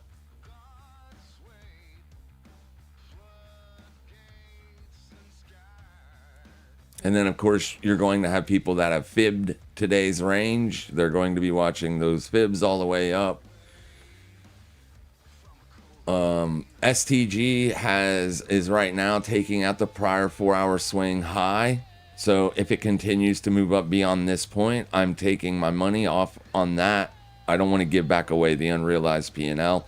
I don't want to close it too quickly either, because if it just rolls over from here and breaks down, then obviously I want to keep that short on. But given the way other things are trading here this morning, I don't think shorts are going to be the right position to put on. The dollar is not breaking out yet. It still looks like it wants to, but it isn't yet. But the dollar rolls over.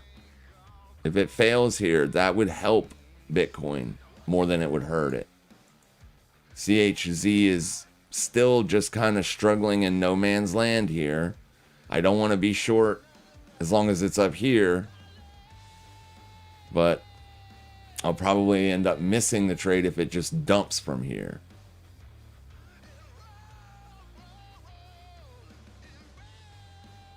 So kind of, it's choppy. And then silver still is not rolling over yet. So the way silver's acting here, it kind of feels like the dollar might be trying to put in a high.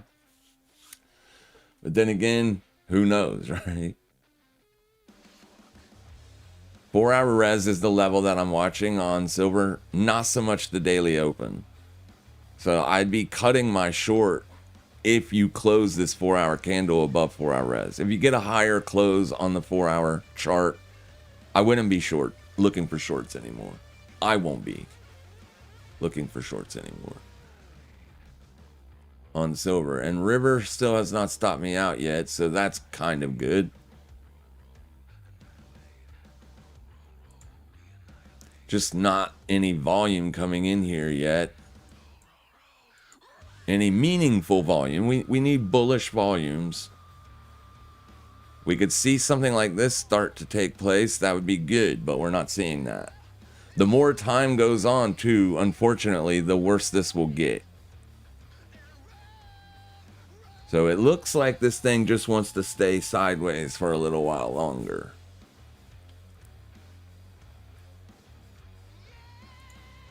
The higher time frame charts look okay. I mean, 4-hour. But it definitely doesn't look good, right? It's basically being rejected at resistance. Bitcoin could help it. You might see if Bitcoin starts to rip, you could see some of that bullish order flow come in to this thing as well, maybe. But it hasn't really been trading with Bitcoin. It's been doing its own thing as of late. Tesla's having a nice pop today. And Nvidia is refusing to go lower. Like I said, this structure right here break was this kind of changed things around on the near term. Nvidia is backed up on the year. So Nvidia looks like it's trying to break out. With earnings tomorrow, it could do it. All right, now CHZ seems to be heading up. Let's see what it does here.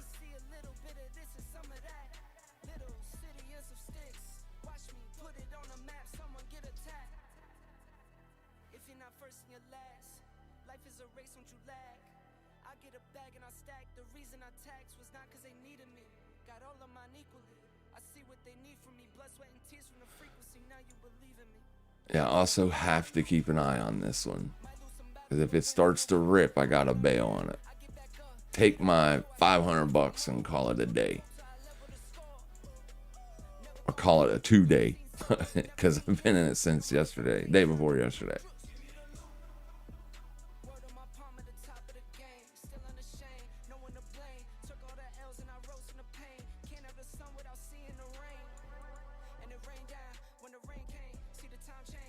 All right, so that's a second higher high, higher low candle on Bitcoin.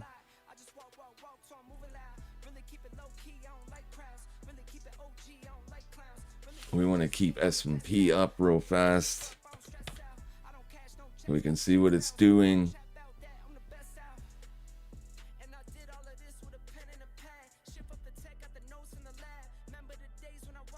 It's very bullish this morning.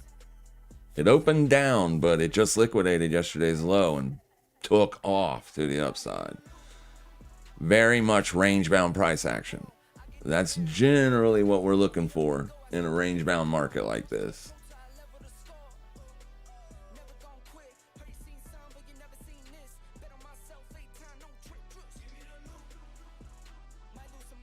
Eventually, shorts will be wrong in the crypto market.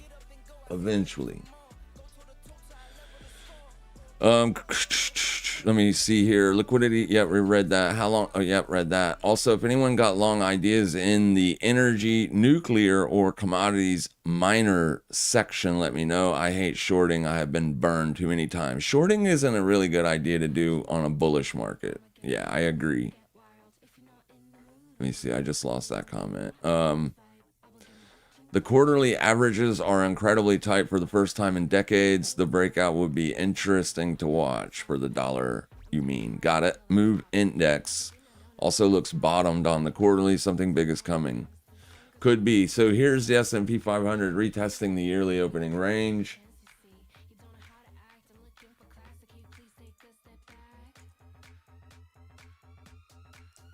We want to see silver fail here at a minimum. We don't want it to go much higher. Roll over, you bastard.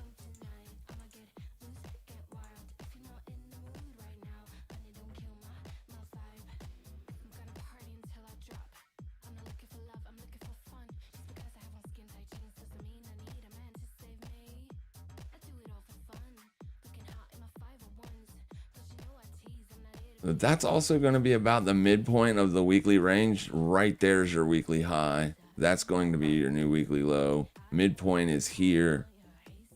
Retesting the 618 retracement of the weekly range and the yearly open. So if the sellers are real in the S&P, we want to see them show up here.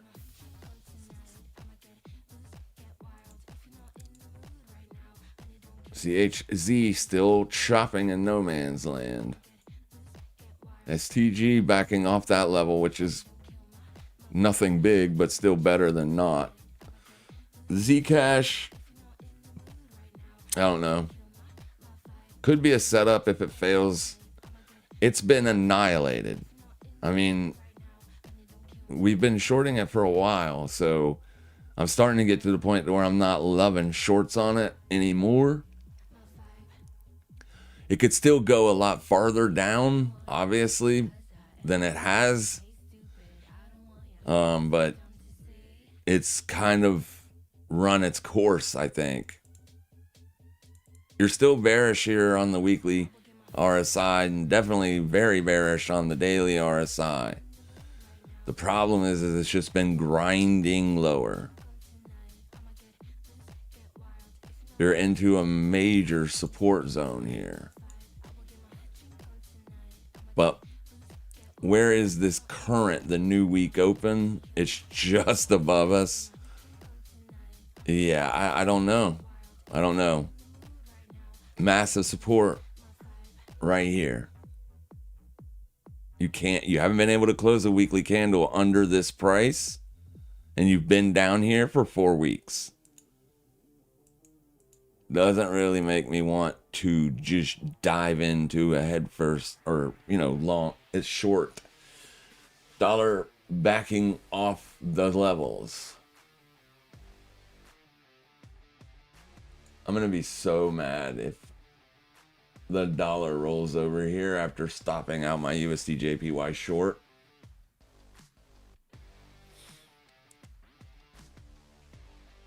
And that's going to be from it's JPY weakness that caused that spike, not dollar strength.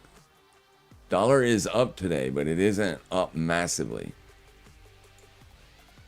You see what I mean? It isn't up massively. You got a big spike on this candle right here on the USD JPY.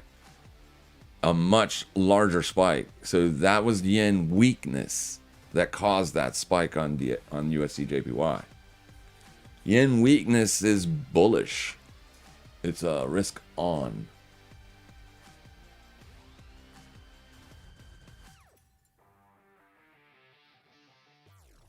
Gold on the 1 hour time frame has hidden bullish divergence.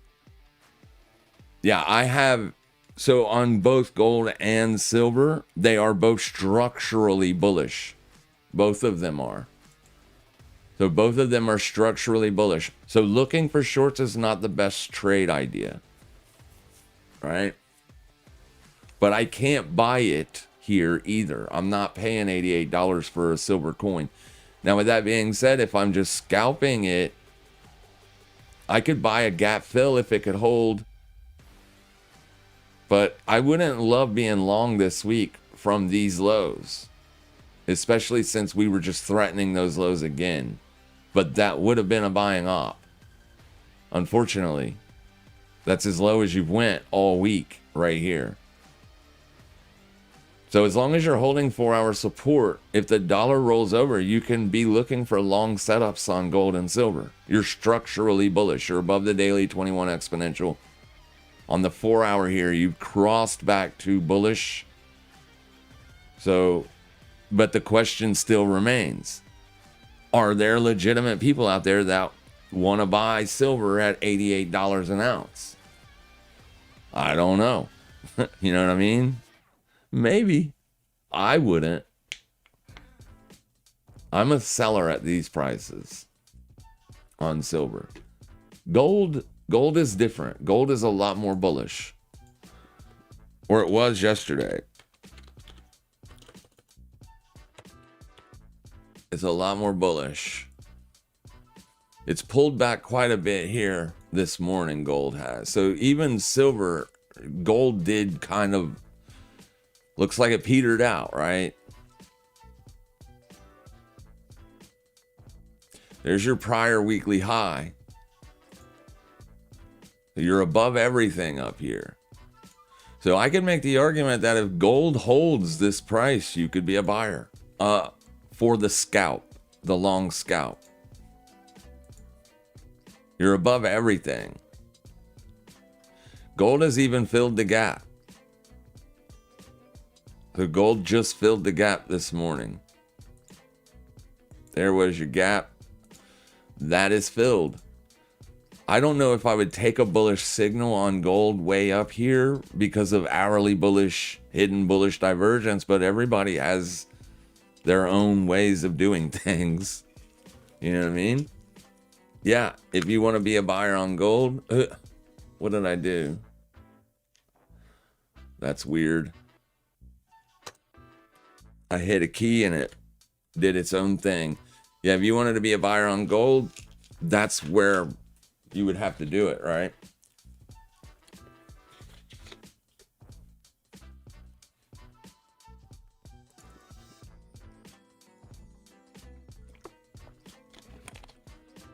I don't see hidden bullish divergence.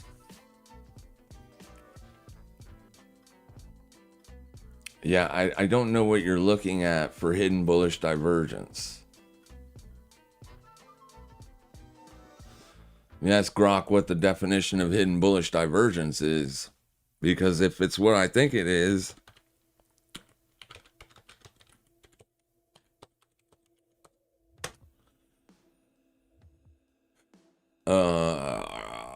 hidden bullish divergence, price makes higher lows, still showing strength in the uptrend, but the oscillator makes lower lows. Got it? That's what I was looking at. I don't really see that. What are you referring these lows to? Right? Yeah, it's a higher low. Than what, though? Than these lows? Has to be, right? The oscillator is making a lower low. So I guess if you're looking at these lows over here, then yeah. Yeah. To be fair, you have it.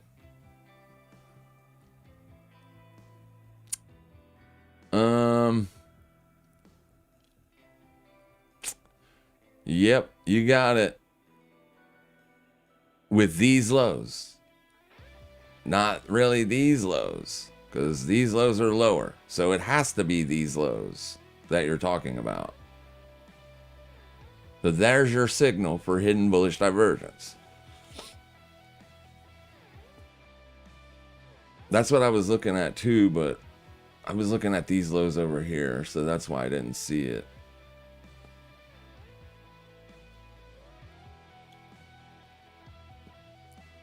Yeah, you could definitely be putting in the weekly low, or you could have put the weekly low in right there. So that's the prior week's high here. So that would have been a technical level to look to be a buyer on when you retested it. And then, like I said, if you look at it, the 4 hour, your 21 is way above the 200. That's a bullish signal. My problem with buying it up here is you've liquidated the prior week's high. And as of right now, yes, it is a higher low, but this also looks like an exhaustion to me.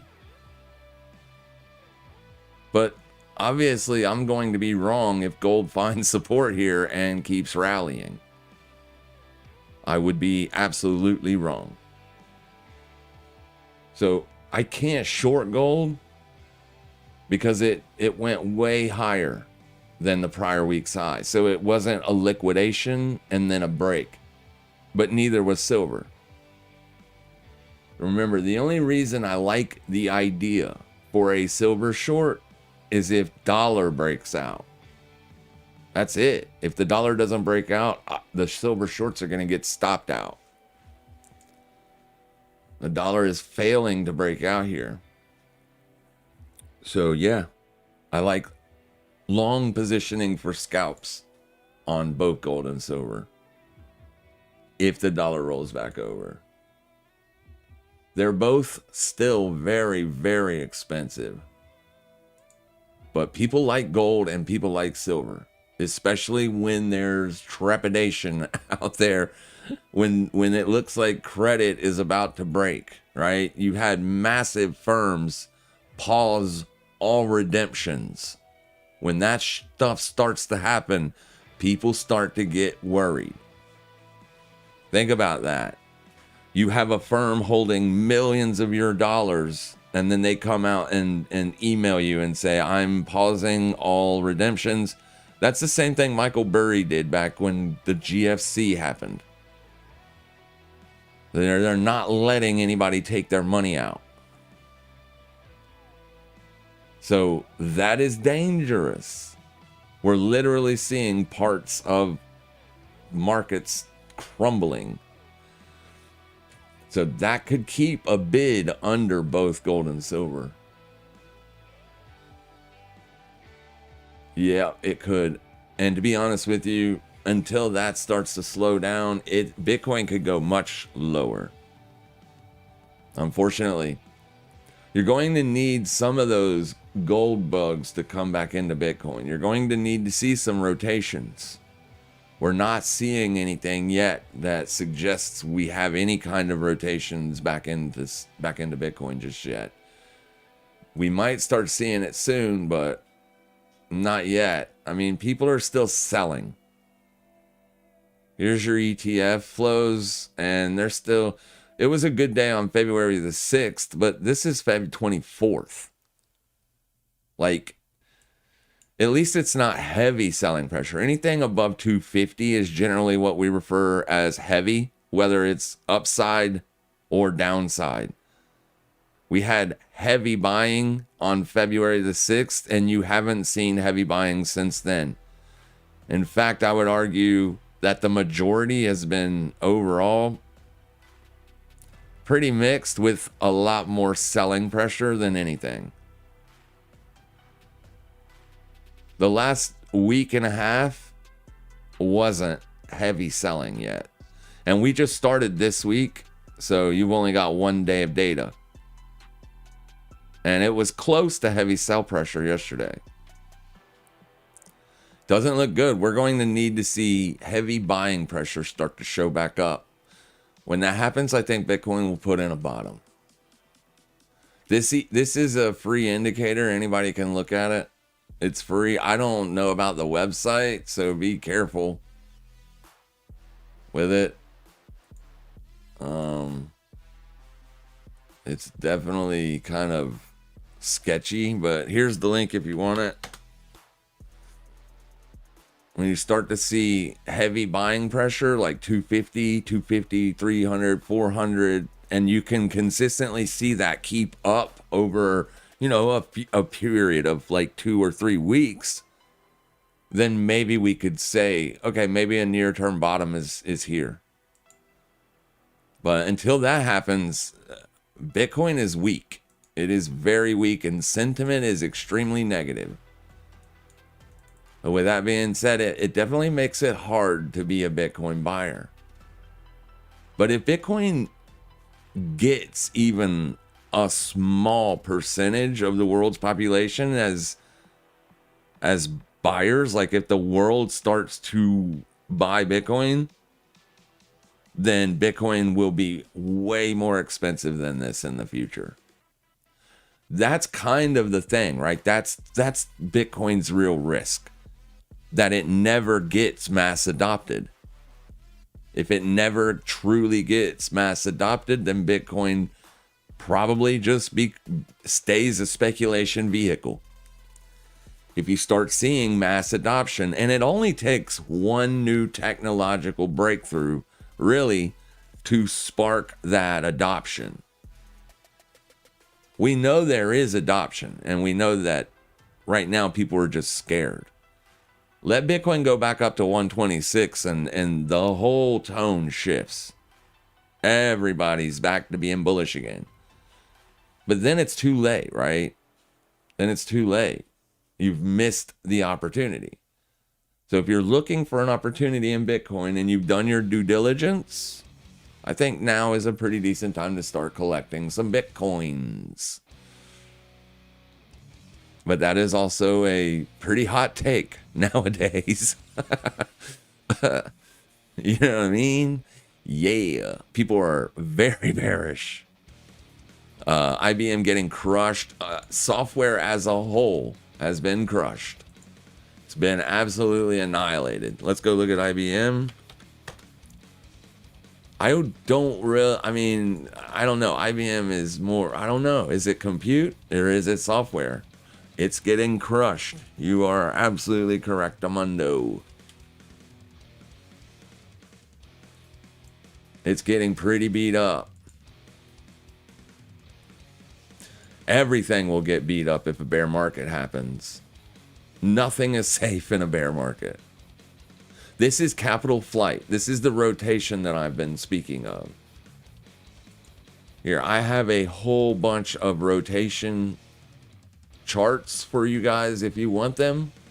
They're right here. You can pause the live stream and get them for yourselves.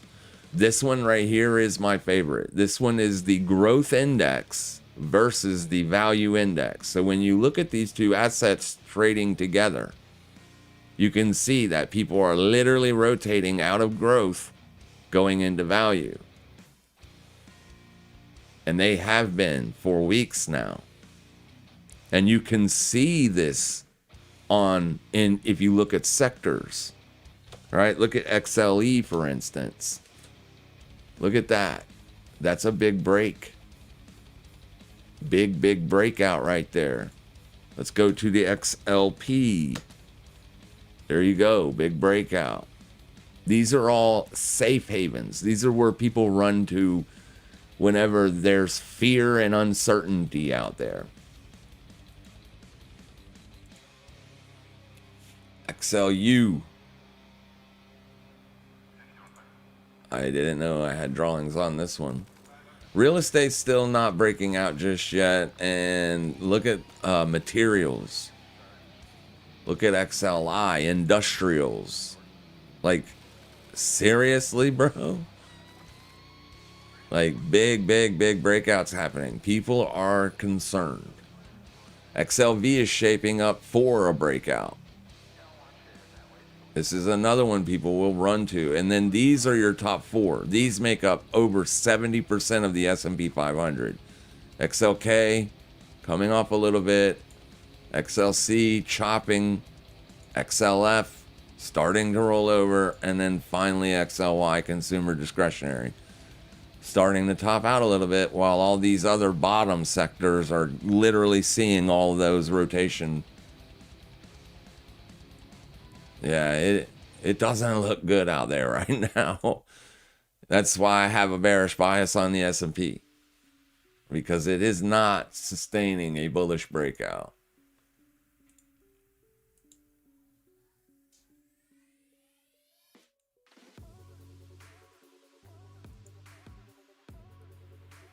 Anyways, yeah. So dollar CAD still refusing to break up above the yearly opening range, and USD JPY still doing a lot of nothing. So it kind of does feel like dollar is weakening up a little bit here. Here's your DXY. This is going to make silver unshortable. Well, that's gold. Let's go to silver. So, yeah, you retraced all of that drop. That's not good. That's not what we want to see when the sellers are running things. When the sellers are running things, puke. So, yeah, it does look like they're trying to break out. What is River doing? Finally, we're starting to see a little bit of movement back to the good on that.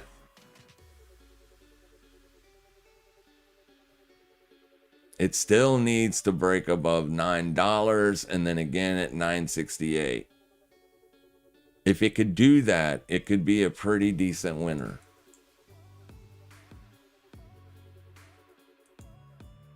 But it's a higher hourly high, and there's 12 minutes left on this candle. So as long as it doesn't put in that lower low, it is starting to look a little better, right? But it's still got a lot of work to do. As of right now, it's trading above 4-hour resistance. But this is where people are going to want to sell it.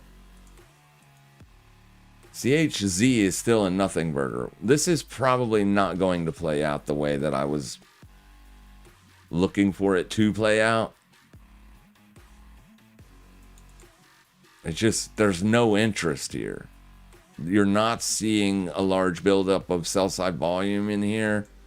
And it's still very thinly traded. You're seeing gaps on the 5-minute. These aren't the kind of assets I like to trade.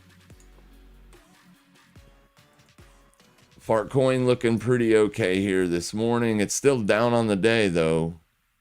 Oh, no, it isn't. There's your open. I thought this was the candle. Nope.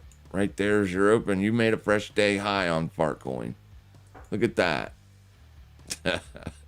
It's still pathetic, but at least it has stopped going down. What is this?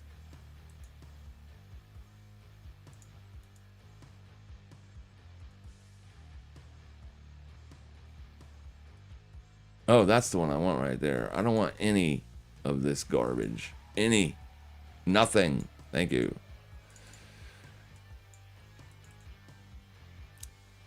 The deltas are kind of still negative though. Bitcoin looks like it's going to try to make another run.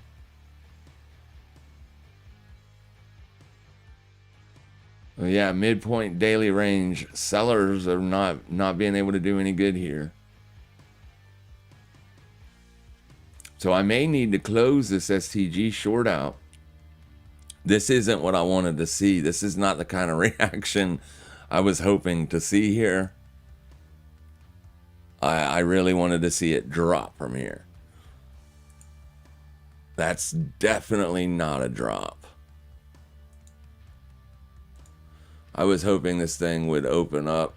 Oh, of course.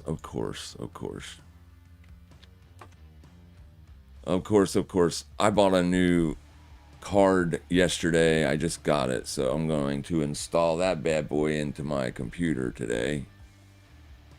Maybe that'll fix some of these little itty tiny issues that I've been dealing with.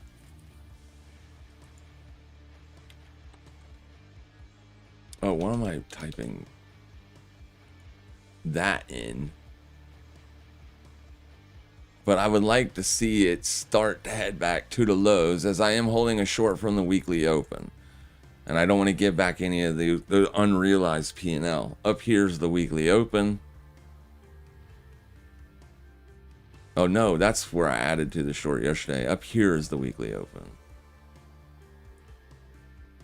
So, I mean, letting it bounce here, it's not really hurting the P&L at all, but there's just no point in sitting in it any longer if it wants to run back up and start liquidating any of these prior swings. A bullish engulfing at support, not really a good signal in a bear market.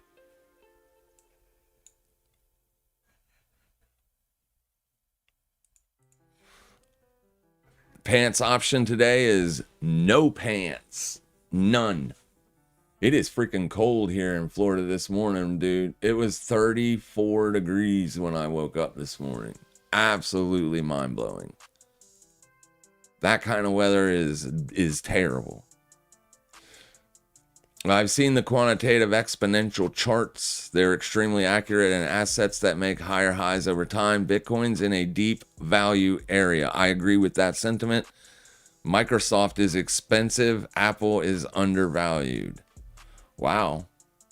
I wouldn't look at Apple's chart and think that myself, but if you've seen the quantitative exponential charts, then that's crazy. You previously mentioned that Larry Finkelfalk at BlackRock sent a bunch more Bitcoin over to Coinbase, probably to be sold. What is that best resource? Twitter? Yeah, pretty much. I don't remember mentioning that he's... Oh, yeah. If I did, it was from Twitter. Yeah, I follow like Coin Bureau. Your larger crypto channels and stuff like that are going to be where you get like pretty decent, reliable news. I trust their news from Coin Bureau, but you can follow BlackRock too. I mean, they put out news. And then as far as knowing when people are moving stuff like that, oh, there's Coin Bureau. Yeah, that's they have a big following, over 1 million people on X alone. They have a 2 million people YouTube channel, so people are watching, or at least keeping an eye on it. But let me see here.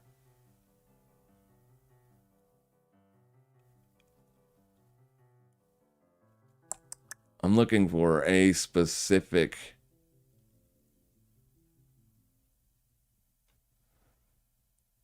I think a lot of people right here. Look on Chain also does a pretty good job of showing when addresses are moving coins around. He just deposited another $245,000 USDTC. So like Look on Chain does. Yeah, things like that. You'll be able to track when people are moving around big coins. Of course, Michael Saylor says Bitcoin is on sale. Of course he does. It is. I mean, it is. It literally is. I agree. Risk for me is just a down move on risk assets. If ES and NQ rollover Bitcoin is really being weaker, that could send prices lower. Absolutely it could. Absolutely it could. Institutions are buying insurance from each other against the technology sector. The hard part is determining whether it's against AI or other SaaS. SaaS stands for software as a service, for anybody that doesn't know. And yeah, software got annihilated along with Bitcoin. IGV is the software ticker, the tech software sector ETF. And as you can see, bam, got annihilated. AI is going to really put pressure on software as a service, because I mean, especially if you're like someone like Adobe, who used to sell a lot of good tools and stuff, then they stopped doing that. They went to a subscription based model. Instead of letting you buy technology from me, I will rent it to you. That stuff is going to take a beating from AI. Yes. Because they have like thumbnail maker, especially for the creative branch of the economy, right? YouTubers and things like that subscribe to a lot of Adobe Premiere services and things like that. They're not going to need to do that anymore, right? AI, I can go on Grok and make, if I have the patience to do so, make a pretty decent thumbnail from my mind, just whatever, right? That's going to hurt a lot of other software as a service. Oh, yeah. If AI is stuck, here's the way I look at AI. I haven't done any massive tech breakdowns or anything like that. I'm not a macro analyst either. So a lot of AI stuff is over my head. But I follow a lot of people that are well acquainted with that space. And a lot of those people are saying AI is not done. You know what I mean? AI is not a bubble, and the breakthroughs that you're going to see from AI are going to be way beyond what you can imagine as an investor. And then I see other people like Michael Berry who say it is absolutely a bubble. Not only is it a bubble, but they're just paying Pete, or they're robbing Peter to pay Paul. And Berry thinks that Nvidia is going much lower because of stuff like that. But here's what I have to say about Nvidia especially. They print money. Like, they print money. They make huge money. So they're a good investment because of that. But at these prices, I don't know. So if Nvidia does have a nasty collapse, I would be a buyer. But anyway, yeah, I don't know if they're lying or hyping AI up to keep the money train rolling. I don't know. So what I'm simply going to do is just watch the technicals. I'll know when Nvidia is bearish very quickly. Very quickly. As long as it's above 189, it is not bearish. It's that simple for me. I don't need to know what they've got going on under the hood. I don't need to know what they're working on. I don't need to know any of that. It's that simple. I can make money on downside scalps if it's bearish on the year. Right now, it's not. So I probably won't make much money on Nvidia shorts if Nvidia's bullish. Long term, it looks very sustainable. It looks like it's trying to break out right now. It looks like it's wanting to go back up to these range highs up here. Very simple. Structure's bullish here on the 4-hour chart with the moving averages. As long as that's the case, I don't want to get super heavily short because so many people already are short that if it starts to rock, it'll squeeze them people out. So I'm not seeing Nvidia get killed like Microsoft and other software companies. Nvidia still looks very good here. It's building in a long-term range. And although this month made a lower monthly low, it's just about to make a fresh monthly high, which means with 3 days left on this close, that would be a bullish engulfing monthly candle off of a support bounce. That's a pretty good signal. Just like a bearish Bitcoin candle, bearish engulfing Bitcoin candle kind of made people bearish, right? A bullish monthly candle will kind of make people bullish. So we'll see what it does, but yeah, when Bitcoin put in this candle right here, people got pretty bearish pretty quickly. Boom. And it rolled over. If Nvidia does something like that, we'll be right on it. We'll be right on it. Some people, I think like maybe Oracle or whoever has a lot of cloud resources might do okay because AI is going to need to be stored somewhere.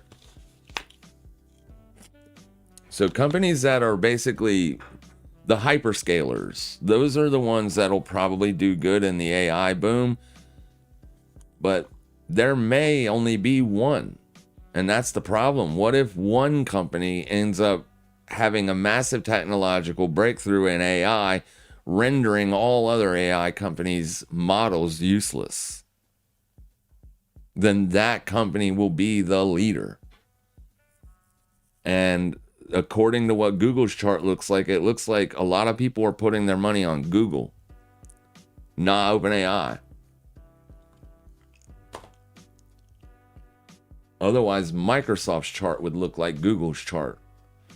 So hyperscalers, keep your eyes on them. Keep your eyes on Google.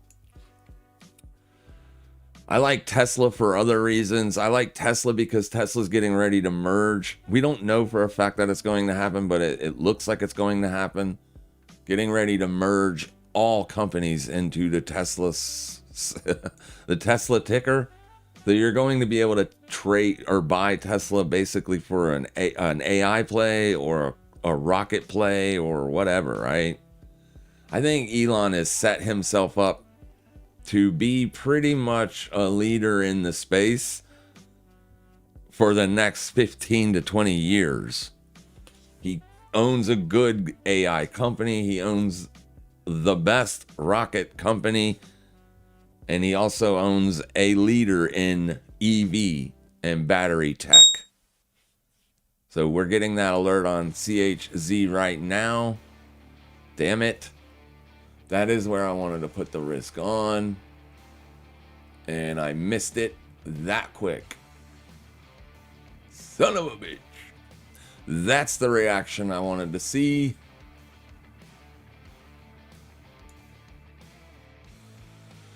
Oh, well, if any of you were quicker than me, you might have caught this. I'm not going to chase it all the way down here because this right here is my bearish target. I'm not going to chase half of the move. I wanted to get short right here at this price, and I wanted to target this here. So I won't chase it. But I don't have to. River starting to move here. If it can break out, I think this thing will go up nicely. So I won't need to make the money on the CHZ short. We'll see what it does. I don't know if this is going to continue lower, but that was the reaction I was looking for. It didn't even liquidate. They front ran it. That is 34.58. 34.42.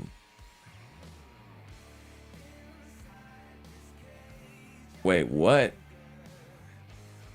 Oh, wrong one. Sorry. 34.59. So it was literally so close. Damn it.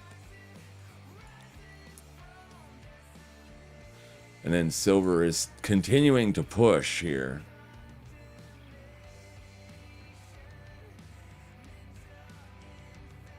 We got an hour and 55 left on this close. But if we look at XAG USDT, you're going to get a close. You just got a close. And that looks like a rejection.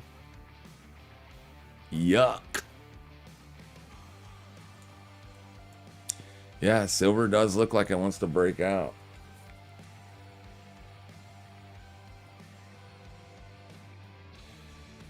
This is where my short entry is. Maybe make sure I got a stop. I do got a stop loss on it, so I'm good.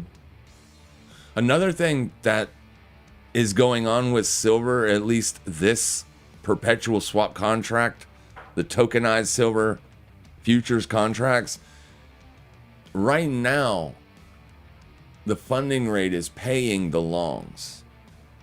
So it pays to just be long silver right now, while the funding rate is paying the longs. That could also be hurting silver shorts. I refuse to pay for Bloomberg's damn terminal. Dude, you have to be a money manager to afford Bloomberg terminal. Unless you're like you just want to waste $2,000 a year. I mean, a month. You know what I mean? People that have Bloomberg terminals, they pay that out of their fees and structure, you know, that all that garbage. That's a fee they can offset at tax time, right? It's something they need for their work or for their business. If you're just a single trader sitting at home in your own office, you do not need a Bloomberg terminal these days. You just don't. I mean, some people might disagree with that sentiment, but I don't own one. I reached out to them a while back and was getting some pricing, and I'm not paying them $2,000 a month for charting software. Are you kidding me? There are reputable competition out there that you don't need a Bloomberg terminal. Now, Bloomberg terminals are good. You won't get, like, the data that you get from it is chef's kiss, right? It's top tier. Top tier.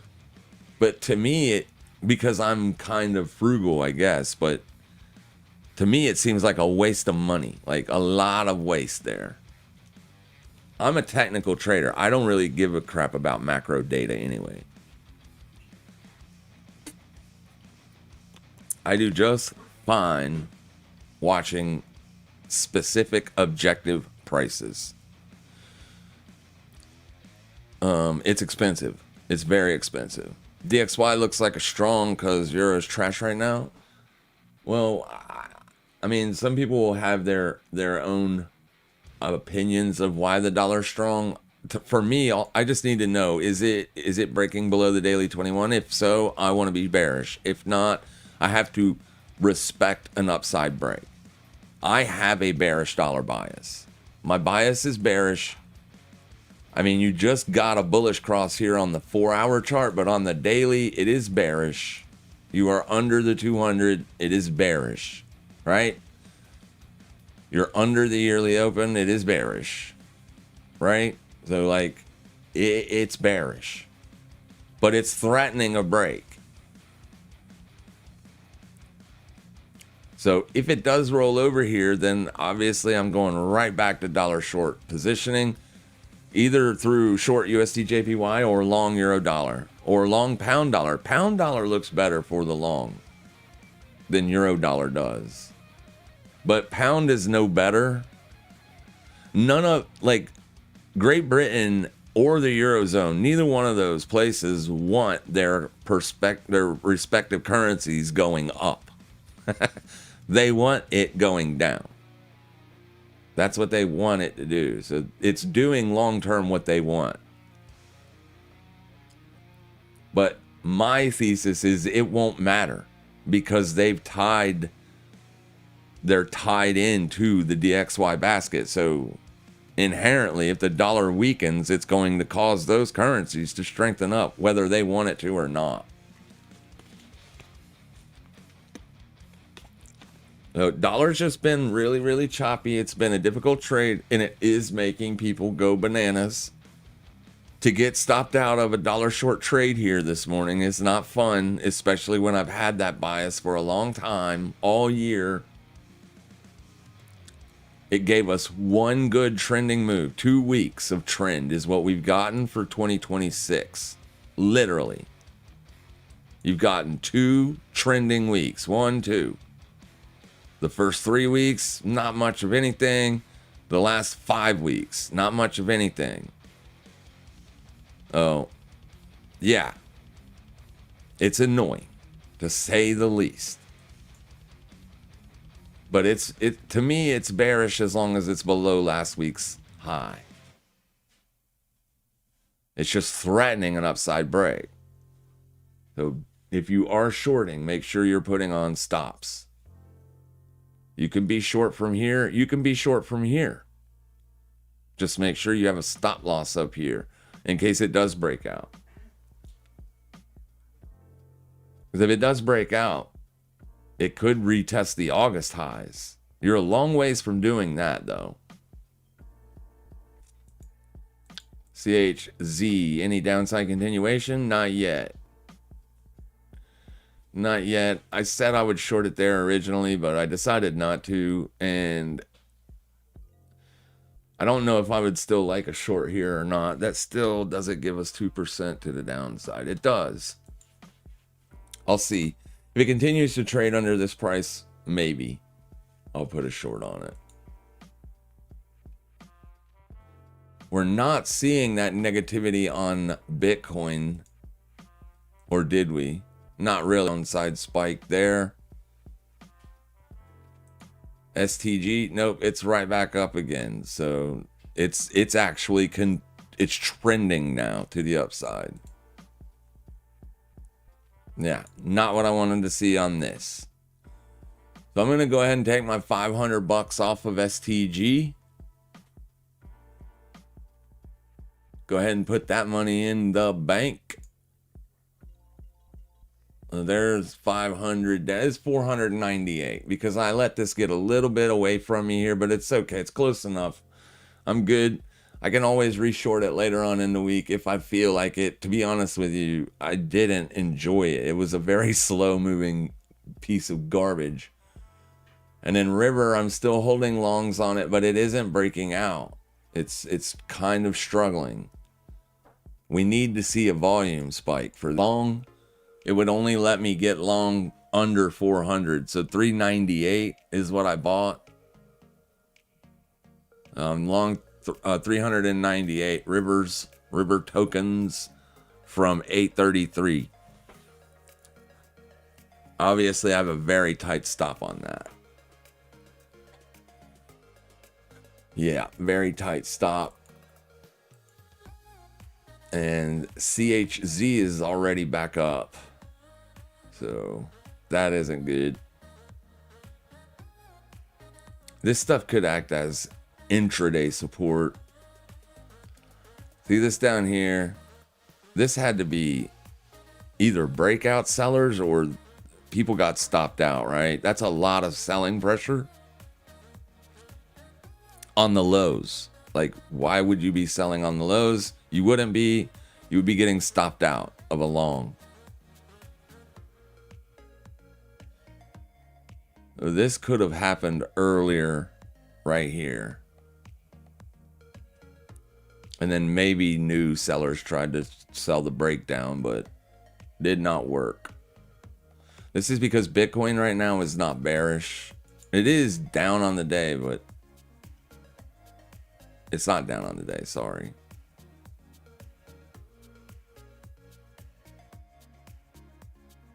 So where are we at? Where's our daily open? Right in here. Oh, it is down on the day still.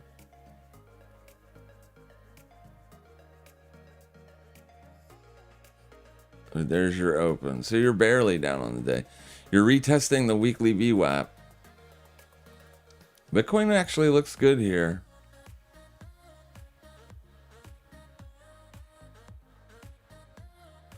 I'd say this is probably because S&P bounced.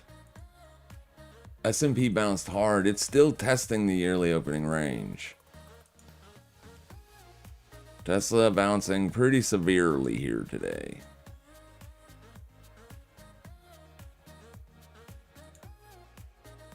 Nvidia put in a bullish engulfing. Nvidia looks like it wants to break out to me. That would have been a hard buy though, but it was right at 4-hour support. I wanted to build in a range above this stuff up in here. I think it'll be an easier trade. Right here, it's anybody's guess as to what it's going to do, but it does look good for the breakout.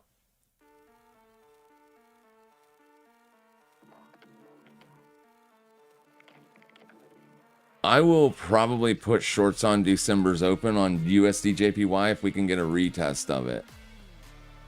If we can retest this price and hold, I'll probably short there, but I don't know if you're going to get that.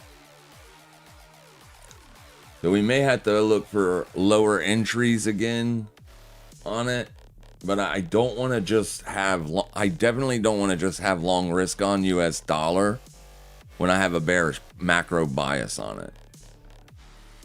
So I am going to be looking to offset this long only risk. Maybe not with USD JPY, maybe through pound dollar or euro dollar. Because like I said, this one actually looks better for the long. Not really. It did on an intraday basis.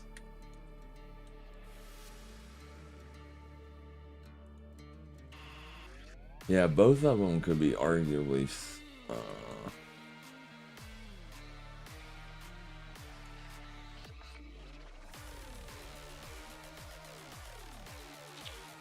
I mean, we'll watch weekly open retests on the euro later on this week. The reason I'm saying this is for anybody that isn't in the Discord. You guys in the Discord, obviously, I'll let you know what I'm thinking, but anybody in the public stream right now, weekly open on euro is going to be an interesting price to watch moving on this week. Especially if it can break out above it and hold a retest later on in the week. I might be interested in trying to buy it then. And then let's look at pound dollar.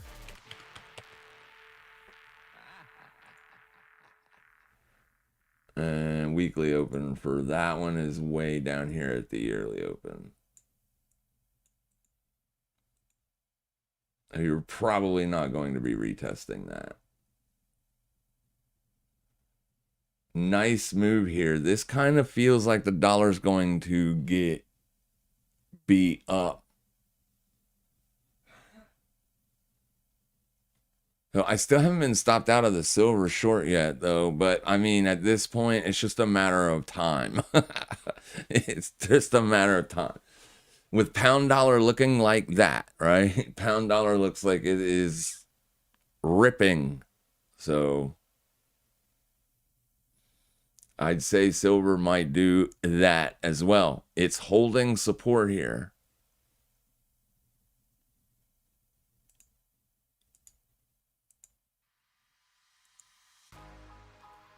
Are we rolling over? I don't know what you're talking about. Which one? Charlie Munger, invert, always invert. Nvidia is not going anywhere. AI is about to explode. I feel the same way. I know that the tech giants, those guys are obviously they're going to lie and prop up their products. But Elon Musk has a pretty good track record of, like, when he says something is coming, it might be years later, but it usually does come, right? And he's saying that AI is going to change the freaking world, bro. He ain't saying that you guys should go out and pay for grok. He's literally saying AI is going to change the world. Meanwhile, you have other guys out there only wanting people to focus on the negative and stuff like AI is going to be killing everybody and stuff like that. AI is obviously definitely dangerous to humanity, but not in a Terminator sort of way. I don't think AI will ever reach self-awareness in that manner of speaking. I just don't. It's computer code. It's probabilities. They would rather you focus on that narrative instead of the narrative, well, it can definitely be dangerous to humanity in other ways, right? Massive misinformation, and you got other ways that AI is going to be. They don't want to focus on that narrative. They want to focus on the world AI running humans down with robots narrative. No, people will do that. People are already putting guns in AI bots' hands. It won't be because of AI. It'll be because of people. Yeah, Nvidia looks good. It looks strong. Did you see that bounce that came off those lows? Like, we shorted Nvidia when it made a fresh yearly high and failed. This was a signal for us to look for shorts, and we shorted it. And that was like on a Monday. And then Tuesday, we did the live stream, public live stream, and said we're short right here. And it rolled over. And then all week long, it just kept going down. It was a nice trade, right? Then it got down here to the bottom end of the range, November's low. And in one day, gave all of it back. All of it back. And then Monday, it opened and stopped out all these shorts. So 2 days reversed 4 bearish days. That is a hell of a bullish reaction. And then you mark that with a higher low here.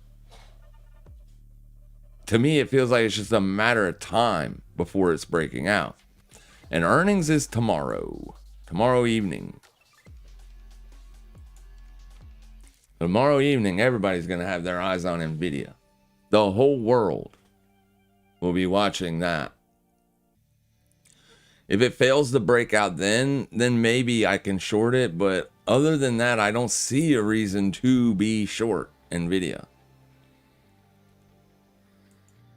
I think Tesla looks better for the weakness play. If I'm looking for weakness, I think Tesla looks better for that. I don't necessarily want to short Tesla either, but it does look better for the short.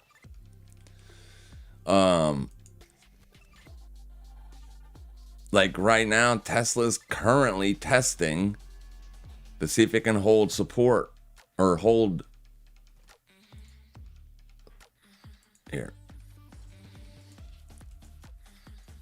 So that's currently what you're testing. Your weekly open. So it's a very simple trade. If Tesla fails to trade above this, then it could be going lower. You've got a long-term support right under you that held the last time it bounced from here, but the trend is weak. If Tesla breaks out above these highs right here, then you might not want to be short.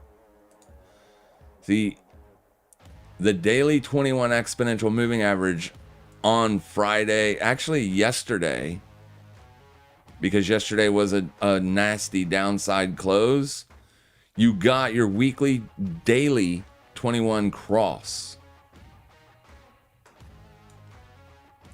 See that?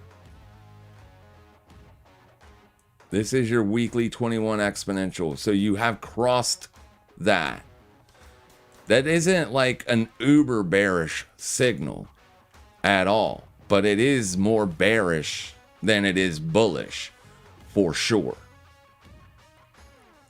So if you need to short something, like if you're looking for short side setup plays in this market right now, Tesla does look better for that play.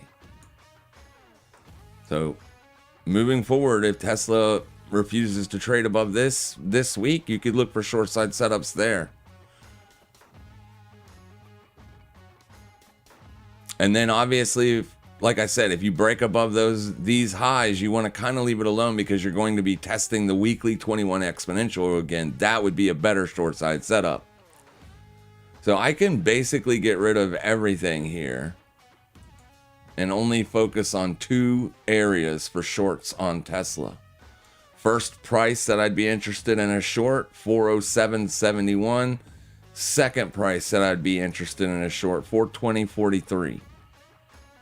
If it breaks out above that, I'm no longer interested in shorts on Tesla. So, I mean, it's kind of already happened in a sense. You're into support down here. So I don't even have a really big bearish target. Tesla long term is building in a wedge. As long as it can stay above this low, it feels to me like the risk is to the upside. But at least on the near term, this week is going to be important. Well, actually, last week was important. You closed under the 21. So if you close another weekly under the 21, that could be bad news for Tesla on the near term. We'll see. It's got earnings coming up in Q2. Sorry. That's it's almost into Q2, right? April will be the Q2 open, so almost in Q2. Next month. There's plenty of time for this to break down, but we'll see what it does. It seems like that news of Tesla merging with XAI and SpaceX would probably keep a bid under this at support. But we'll see. Time will tell.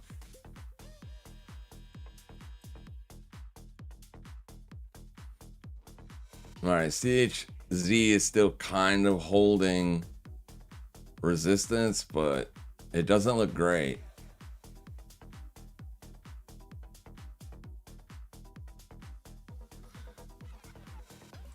I'm actually looking at it on the 4 hour. That's kind of what's got me a little bit nervous here. Because the 4 hour wicked down into here and bounced. I don't like that look for downside trades. It was the reaction I wanted to see, but it could still end up breaking down later and giving you that move lower. Down into here is where you need to take profits, if it does. Especially if Bitcoin stays bullish on the day. But Bitcoin could roll over here for sure. It did it all week last week. I don't have the last week's VWAP on this chart anymore, but that's literally where it reversed all week last week. So you got a new week here. This is going to be resistance. If you're above that green line, you got to be careful when looking for shorts. Here, let me put it on last week for you so you can see it. It's better to see it than to just trust me, bro, right?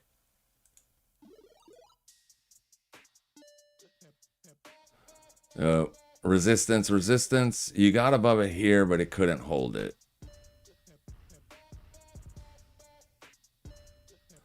So same scenario here. If you get above it, you got to be, you can still have a short side bias if it trades above it, but you would kind of want to see it flatten out. And if this happens this week, then you can be a seller again. But if price just something like that, you don't want to be a seller. Yeah. I'm mad at the dollar. So mad, bro.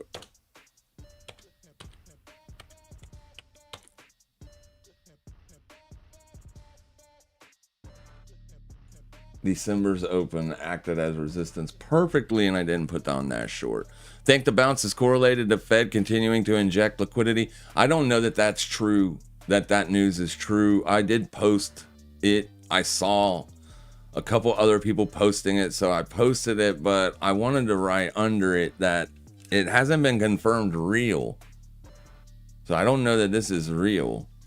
This could be bullshit. This could be a lie. I don't know. But it's only 14 bill. It isn't 14 trill. Like, they've already said they were going to do 40 bill a month. Didn't they? They already said that 2 months ago. So, I mean, that's not really news. And I don't know. It isn't just... There's a lot of other things that is kind of going on right now. You do have a crunch on credit, and that is bad. Bond market's kind of breaking out to the upside, so people are worried. I think that's what forced Bitcoin over, is concerns for bear market in the rest of the risk space.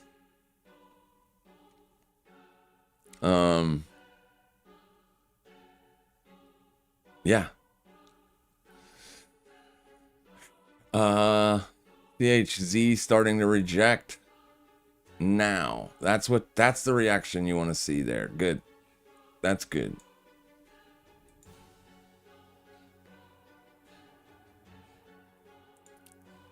Let's go look for another trade real quick. Zcash had a slight, like a large bounce.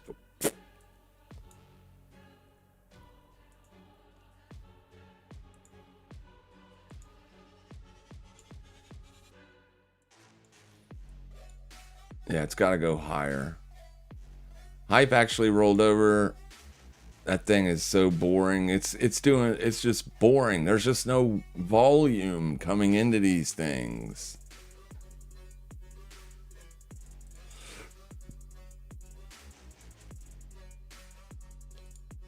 BCH, we were watching this to see if it would hold support. It did not. It got annihilated. I did not catch that.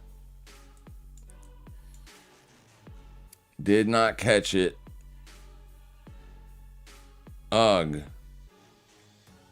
That would have been so easy too, because that's a weekly high right there. That would have been such an easy short, dude. And I missed it. I just wasn't paying attention. So easy. Yeah, this isn't bounced enough. That's the one I was just in. That one's already been paid. Let's find something. Something in the crypto world has to be moving.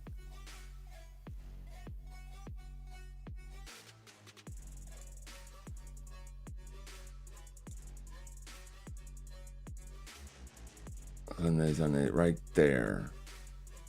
This one might be a setup.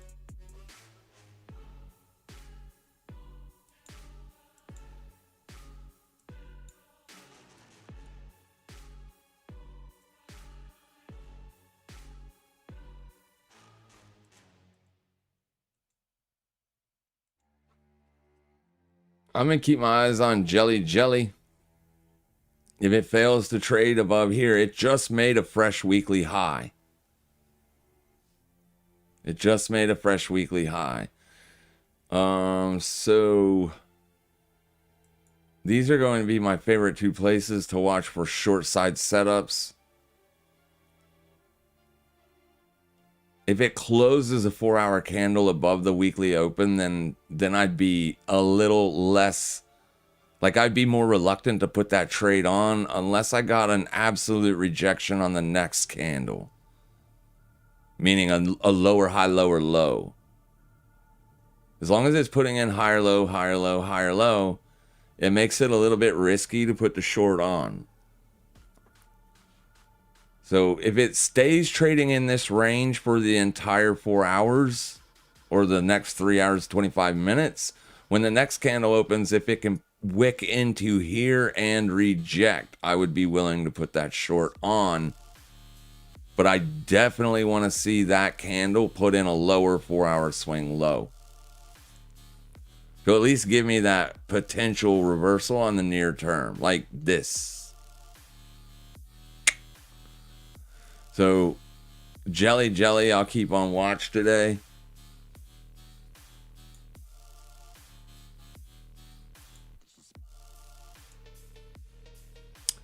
This thing is just crazy.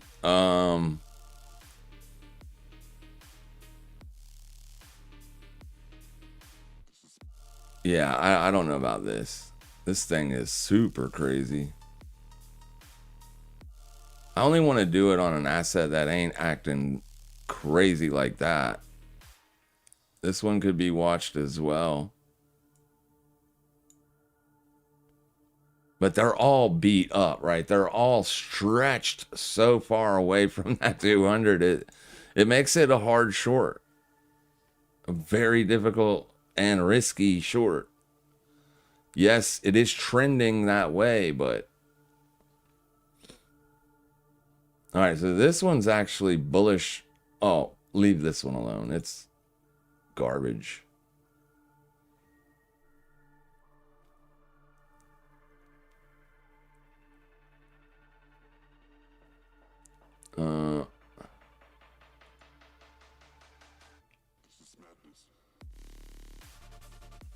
USD JPY is still up 0.7. I'm not gonna close this silver short, and I'm only gonna, if I eat a stop, that's fine, but I'm not gonna close it. It hasn't closed the 4-hour above resistance just yet, so I am gonna keep that on. And this right here is the reason. This thing is up 0.7%. I would not be a buyer here on USD JPY because it's up so much. But that is not a reversal. And USD CAD also not a reversal just yet. This could just be a pullback. You would need to put in a bearish engulfing 4-hour candle here for me to even think that that's a reversal. It's still moving in the up direction, even though it's pulling back off of the yearly opening range. This is a higher low still. So this candle would need to be a bearish engulfing by the time it closes in order for me to say, okay, maybe the dollar is reversing here. If it closes looking like this, that's still potentially a move to the upside. Because this asset is up a lot. You have very weak yen today for whatever reason. Link. Sui Pippin. This one, no. Not a short. This thing is being manipulated or something. It's impossible to trade.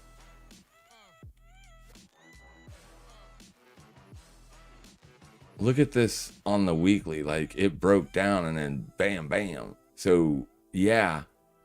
This is probably being shorted to guts loose. And it's paying the bid. Let me look and see. Let's pull this up and see. Because everybody be Big Pippin, right? Big Pippin. Pimpin'. Not Pip. Actually, the funding rate is paying the sellers. Holy cow. Maybe it is time to short this biatch.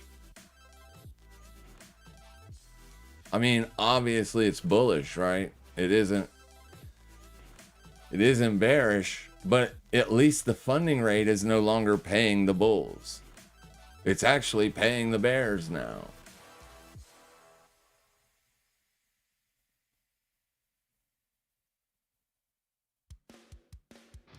I wonder if that just changed. I don't know.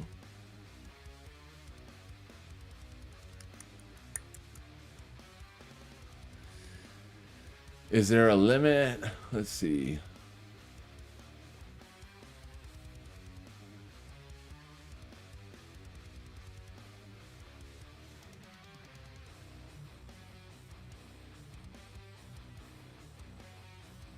Probably not.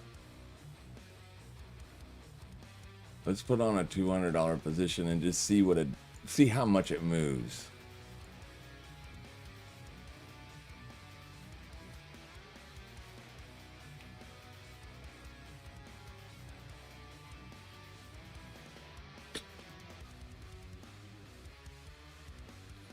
It's not a valid short setup. Look at River USDT go. It's not a valid short setup because it's bullish. The structure is clearly bullish here. I mean, but you've already liquidated everything, right? You made fresh all-time highs, and this is the second week in a row. So what I'm looking at here, see that? See how this wick got those stops? You just took all of those sellers out too. And now the funding rate is actually paying the bears. So it makes it pretty easy to mitigate risk here, as long as this candle is blue. If it turns white again, then it could be coming up here.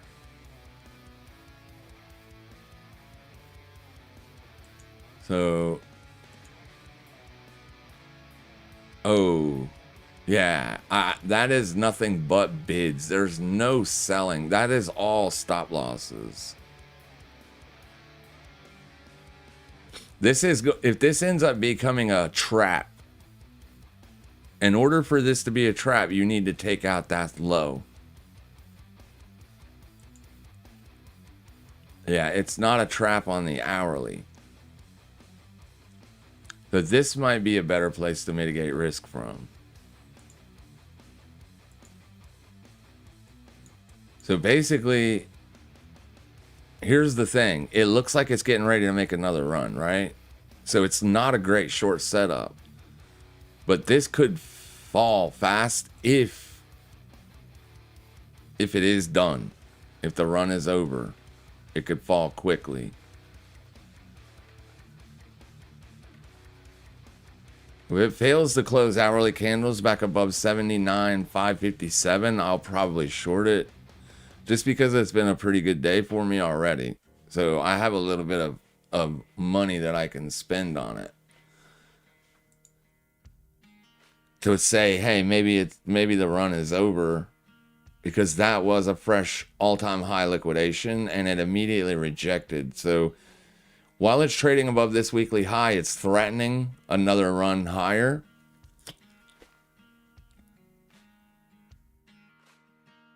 But I just looked at this a couple days ago and it was paying the longs. That's why it had that bid under it. Because the sellers they've been shorting this thing so heavily for so long. This right here probably just annihilated all of them. Every single person that's been trying to short Pippin for the last 2 weeks, probably out of money, all right? They're done. They're out of money. They've been trying. It hasn't worked. So now they're no longer even looking at it. And at least now the funding rate is shifted to be paying the sellers. So in order for me to be able to put a short on, for me to say, okay, maybe it has exhausted all of the supply at this point and it might start to go lower looking for new supply.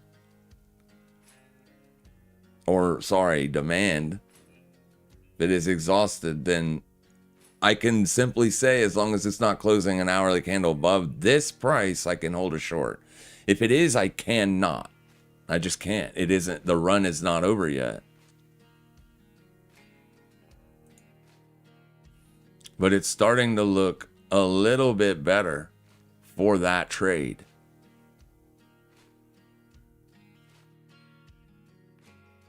That's a lower low.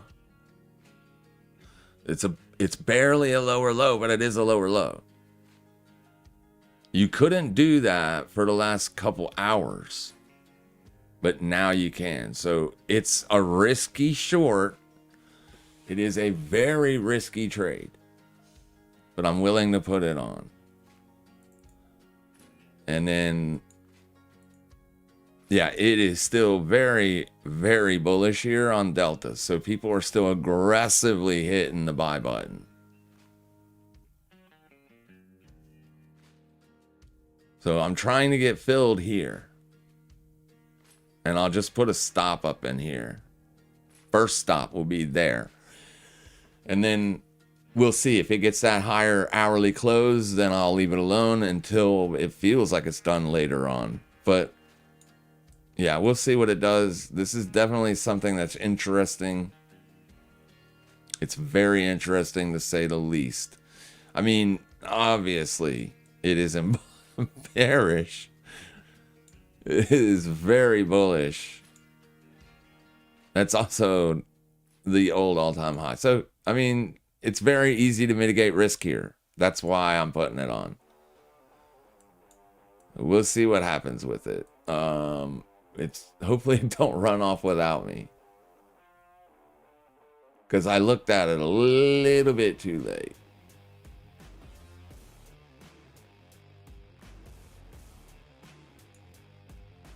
Little bit too late. It's not really a supply candle or anything.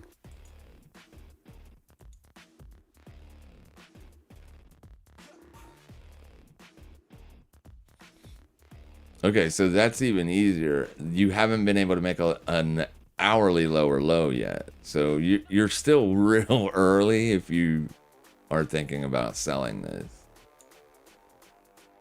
Be careful. It's still very bullish, and it has a ton of pimped up pressure. Oh, it could literally just take off. Hourly closes higher means it ain't done yet. In theory, if it's done, it should make another hourly close higher. So just because it's been a good day, I'm willing to put the risk on it. I've got a limit out there to get filled on 5,000 units or 5,000 tokens. We'll see if I get filled or not. Let's go look at River. There we go. We got any volume coming here? Not really. We're going to, I mean, it is higher, right? At least the volume is coming in. It is a little bit higher. It has, since 9:30, it has been going up. So that's good. That's good. That's what we want to see. We want to see more and more volume coming into this thing. We want to see it pump because it's lacking in volatility. That was the whole reason for the setup, right? Very bearish long term. It is not a buy on any stretch of the imagination, technically speaking, but it is lacking volatility. So if that bullish demand could come in aggressively, we could see this thing spike on volatility. And if Bitcoin continues to rally today, that would help it, right? Maybe. We'll see. We'll see. XAG, yeah. XAG is still open. The stop is very tight on that. And that's it. So I'm going to leave the River trade open, but I am going to get out of it if we get a run back under this candle's open. So I'm going to move my stop because my entry was here this morning. I'm going to move my stop just probably right up into here, as that would be a couple $100. And then it would be like a $650, $700 day. Not bad. putting very little risk to use or to work, and be able to make, you know, a couple $100. Not a bad day. Or several $100, but you get what I'm saying. Because up here, if once the higher it gets, obviously, the more attractive it is to sell. You're bullish on the week, so there's really nothing here that would stop, in my opinion, or like bring in heavy sellers. You see what I'm saying? Like, it's basically been just getting absolutely annihilated. But higher daily low, higher daily low.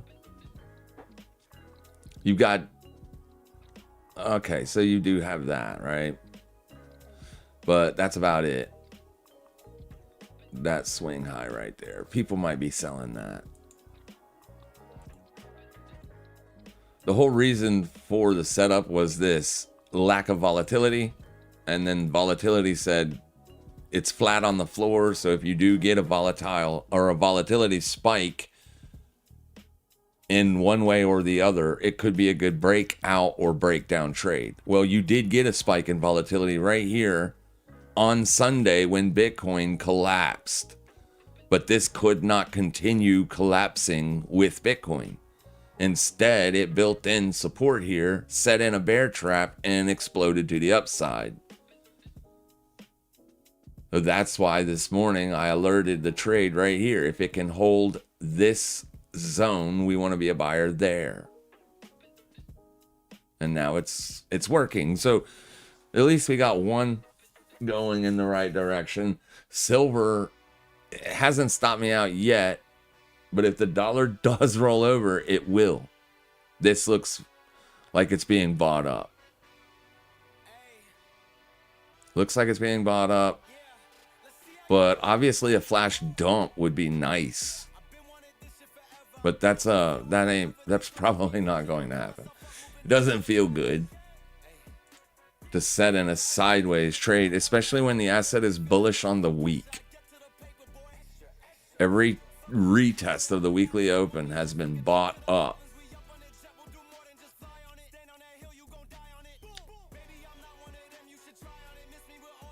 Well, we'll see. I'm going to hold it. The only way I'm getting out of it is if I eat a stop. If it makes a higher daily high, I'll be stopped out. I'm okay with holding that one. It may work out. Alrighty. Credit spreads have remained at these 2007 levels longer than any other period in history. Also, the Cape-Shiller ratio is extremely high. It ticked to 40 the other day. Let me see if I can pull that up on the internet. I have the Cape ratio ETF, but that doesn't show. Let's see. Or here, let me put in the Shiller. There we go, right there.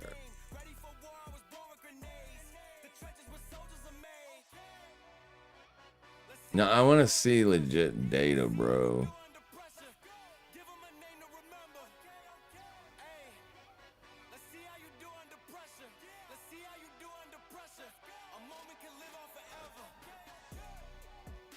Does she have a chart? That is not. I want to see a legit chart. There we go. It's high. I used to have one of the. I don't know where it is. Is it investing.com?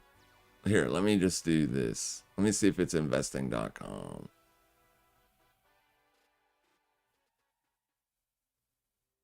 Somebody has a live Cape-Shiller ratio chart. Well, anyways, until I can find it, I'll just pull up the Cape ticker.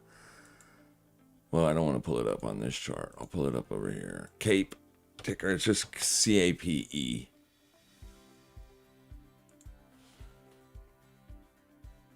And it doesn't go back very far. That's the problem.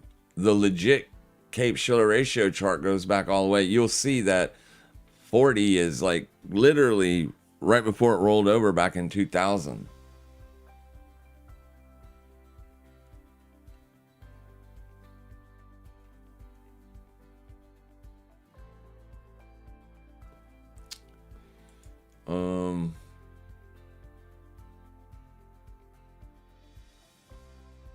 Man, I'm wondering if I should put on a short side setup trade on the, but that's, VIX is coming off, but it's still trading inside yesterday's range.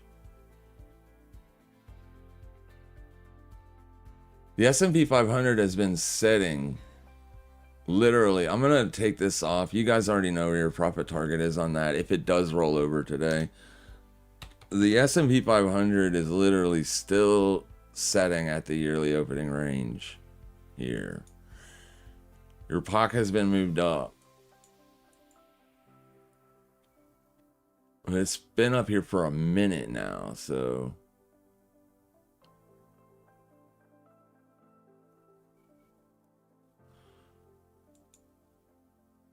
you're in the 4-hour supply. Also,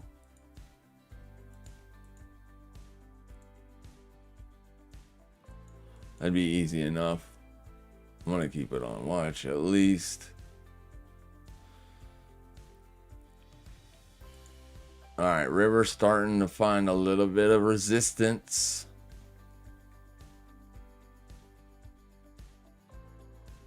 We're not getting enough volume.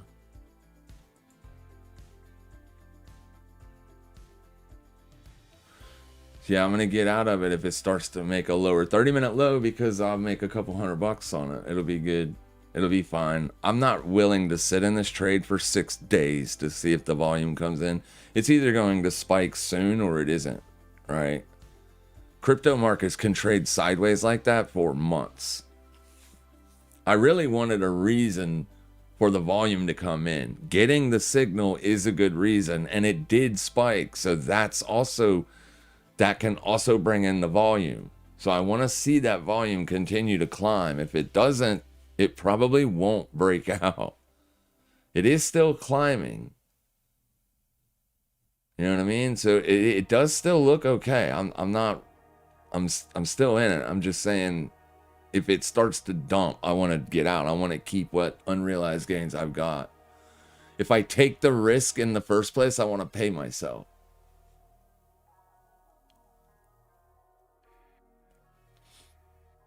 But anyways, the Cape-Shiller ratio is a big ratio. It is very elevated right now. It's definitely very much got people concerned that a 20 or 15 or 20% correction could be coming on the S&P 500. I have no problem holding shorts on it.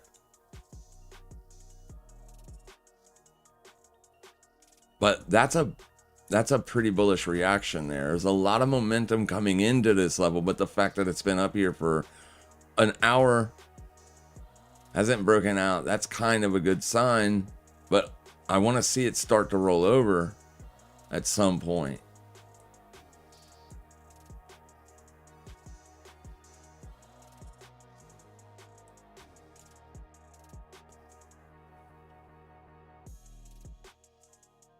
And then Pippin, what's it doing? It's not put in that lower low yet. So this thing is still very dangerous. Now this might not be a trade today.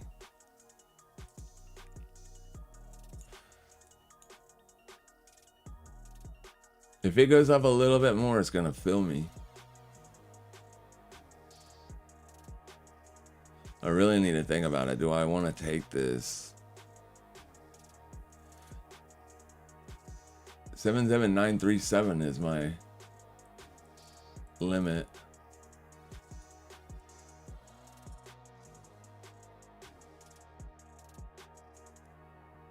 Here, let me do this.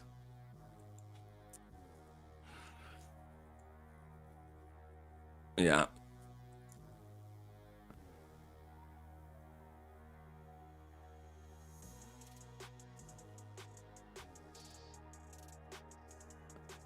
I would want to see some heavy bearish pressure come in at some point today. If I don't see that, I'll probably just bail on the whole idea.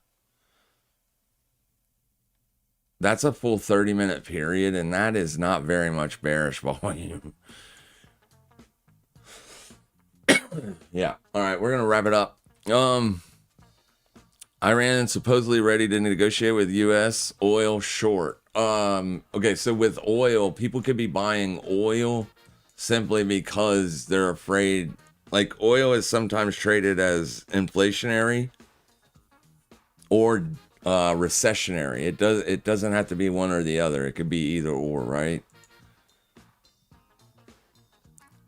And oil has been on a run, but it's struggling here. It's struggling to break out. So, I mean, you could make the argument that it might be rejecting these prices for whatever reason. If you wanted to put on a short, you could put on a short somewhere like daily res or something like that. You could justify it. But if it doesn't make a lower daily low today or tomorrow, I'd probably bail on that idea. Because this is a bullish look. This was a trap.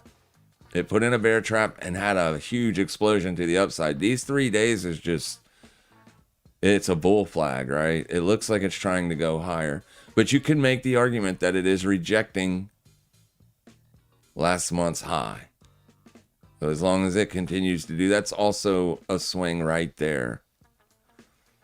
So you can make the argument that if it continues to trade under last month's high, that maybe it is rejecting. But the asset and structure is currently up. It's up on the year. You retested last month's midpoint and bounced. So it feels more like the bulls are in control than it does that the bears are. But you're maybe if that does happen, if they do come to the table, if they do make a deal, maybe oil does fall. But I don't think oil's being bid up here because of Iran. It could be. Obviously, the U.S. has built up a large fleet in the Middle East. It could absolutely be. But I also know that oil is also bought up whenever anybody, like when people think that the market's about to take a tumble, when they rotate out of growth into value, well, a part of that value play is oil. That is part of the value add. So what bullishness that you're seeing here could literally be coming from capital rotations out of risk into value. So, yeah, I mean, it's one of those scenarios where, sure, it's a trade. It could work, right? But right now, the macro, probably better for long oil positions than bearish oil positions. But that's just my opinion. Patiently waiting for my UVIX calls to print. Let's go look at UVIX. I haven't looked at UVIX in a long time. And that's why. It only goes down.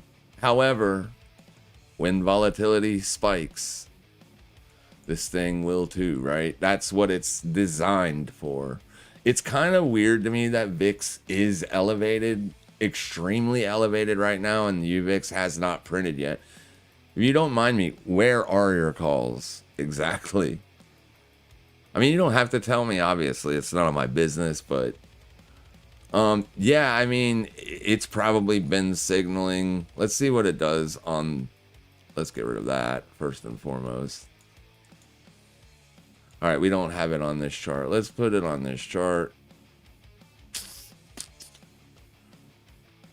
Right there. All right, so 8 hour, this says volatilities are kind of elevated here. Not so much on the daily. Weekly is going to be on the floor.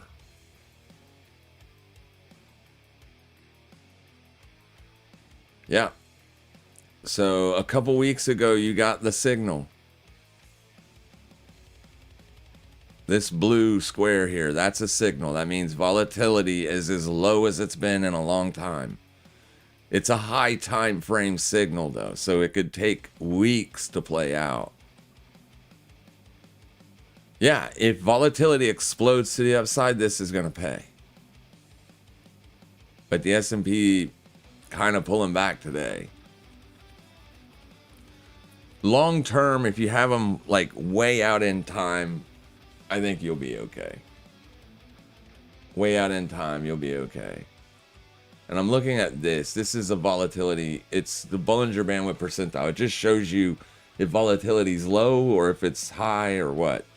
If volatility is low and you're trying to capitalize on a volatility expansion, this is a really good indicator for that. But it's only printing on the high time frames. The daily, it's getting lower.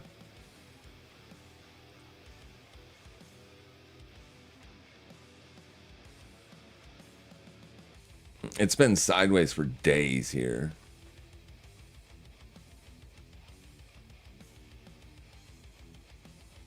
All right, we're going to wrap it up. You guys have a fantastic rest of your day. Make sure you guys trade safe. Make sure you guys trade smart. And as always, happy trading, everybody.